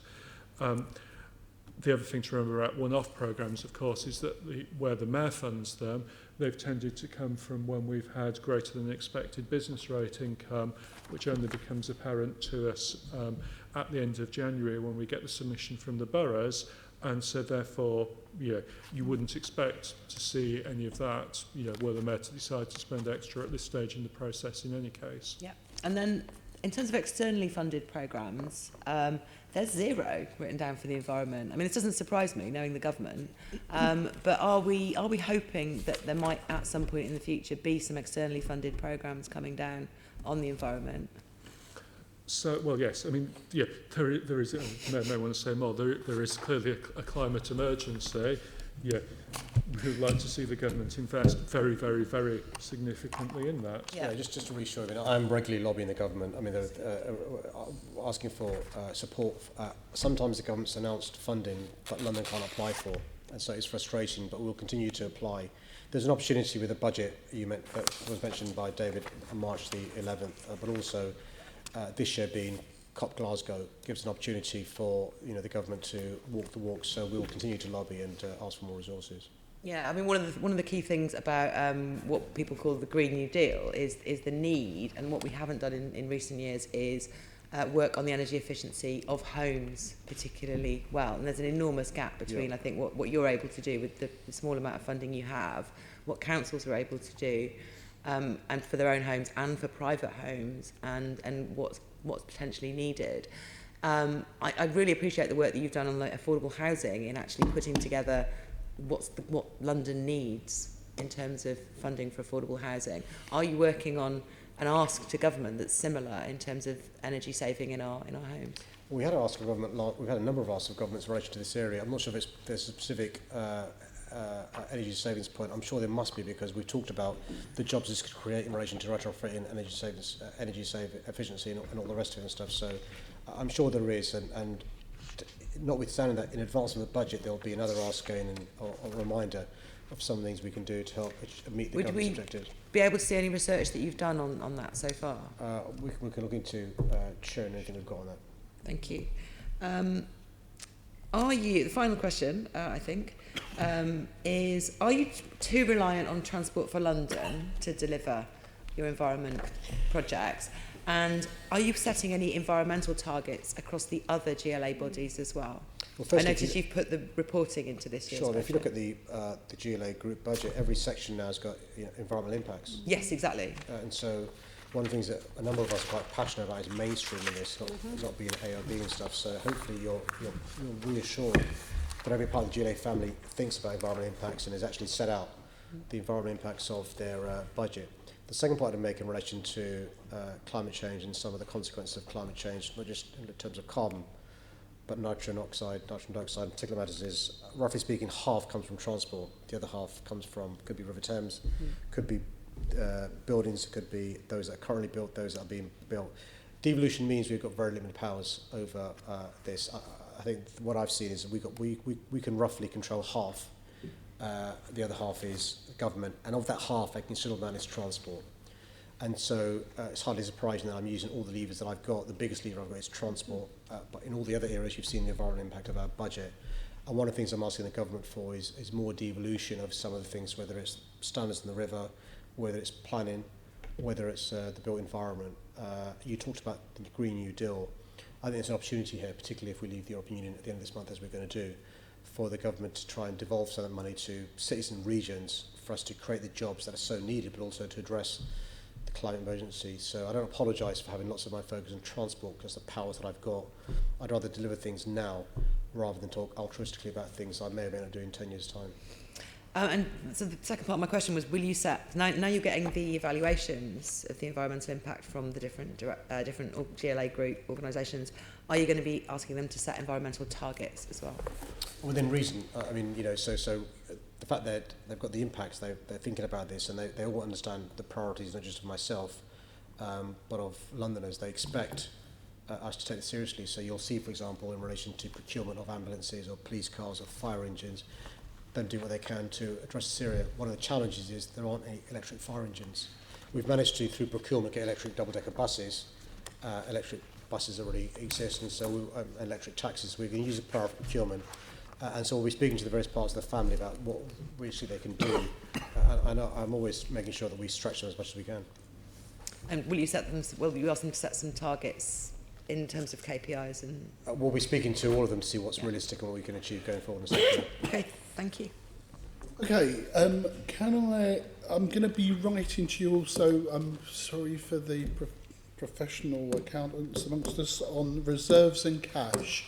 Your moment in the limelight is not to be today, right? So I'll write separately to you on those issues, and we'll do the same in making sure that they're transparent in terms of the answers. Mr Mayor, can I thank you for the way you and your team have engaged with this committee. We've got some formal items of business to do, but wish you well for the rest of your day. Can I put to the committee, can we note the report of this morning's discussion? Noted. Can we also agree to delegate authority to the chair of this committee in consultation with the party group lead members and Caroline Pidgeon to agree the committee's response to the Mayor's draft consultation budget for 2020/21? Agreed. Can I move to item 5 on the main agenda item, Budget and Performance Committee Work Programme? Can we note our work programme? Noted. Item 6, date of the next meeting of this committee is Tuesday the 10th of March 2020 at 10 a.m. in the Chamber in City Hall. And item 7, there being no any other business that I consider urgent, I declare this meeting closed. Thank you. Thank you.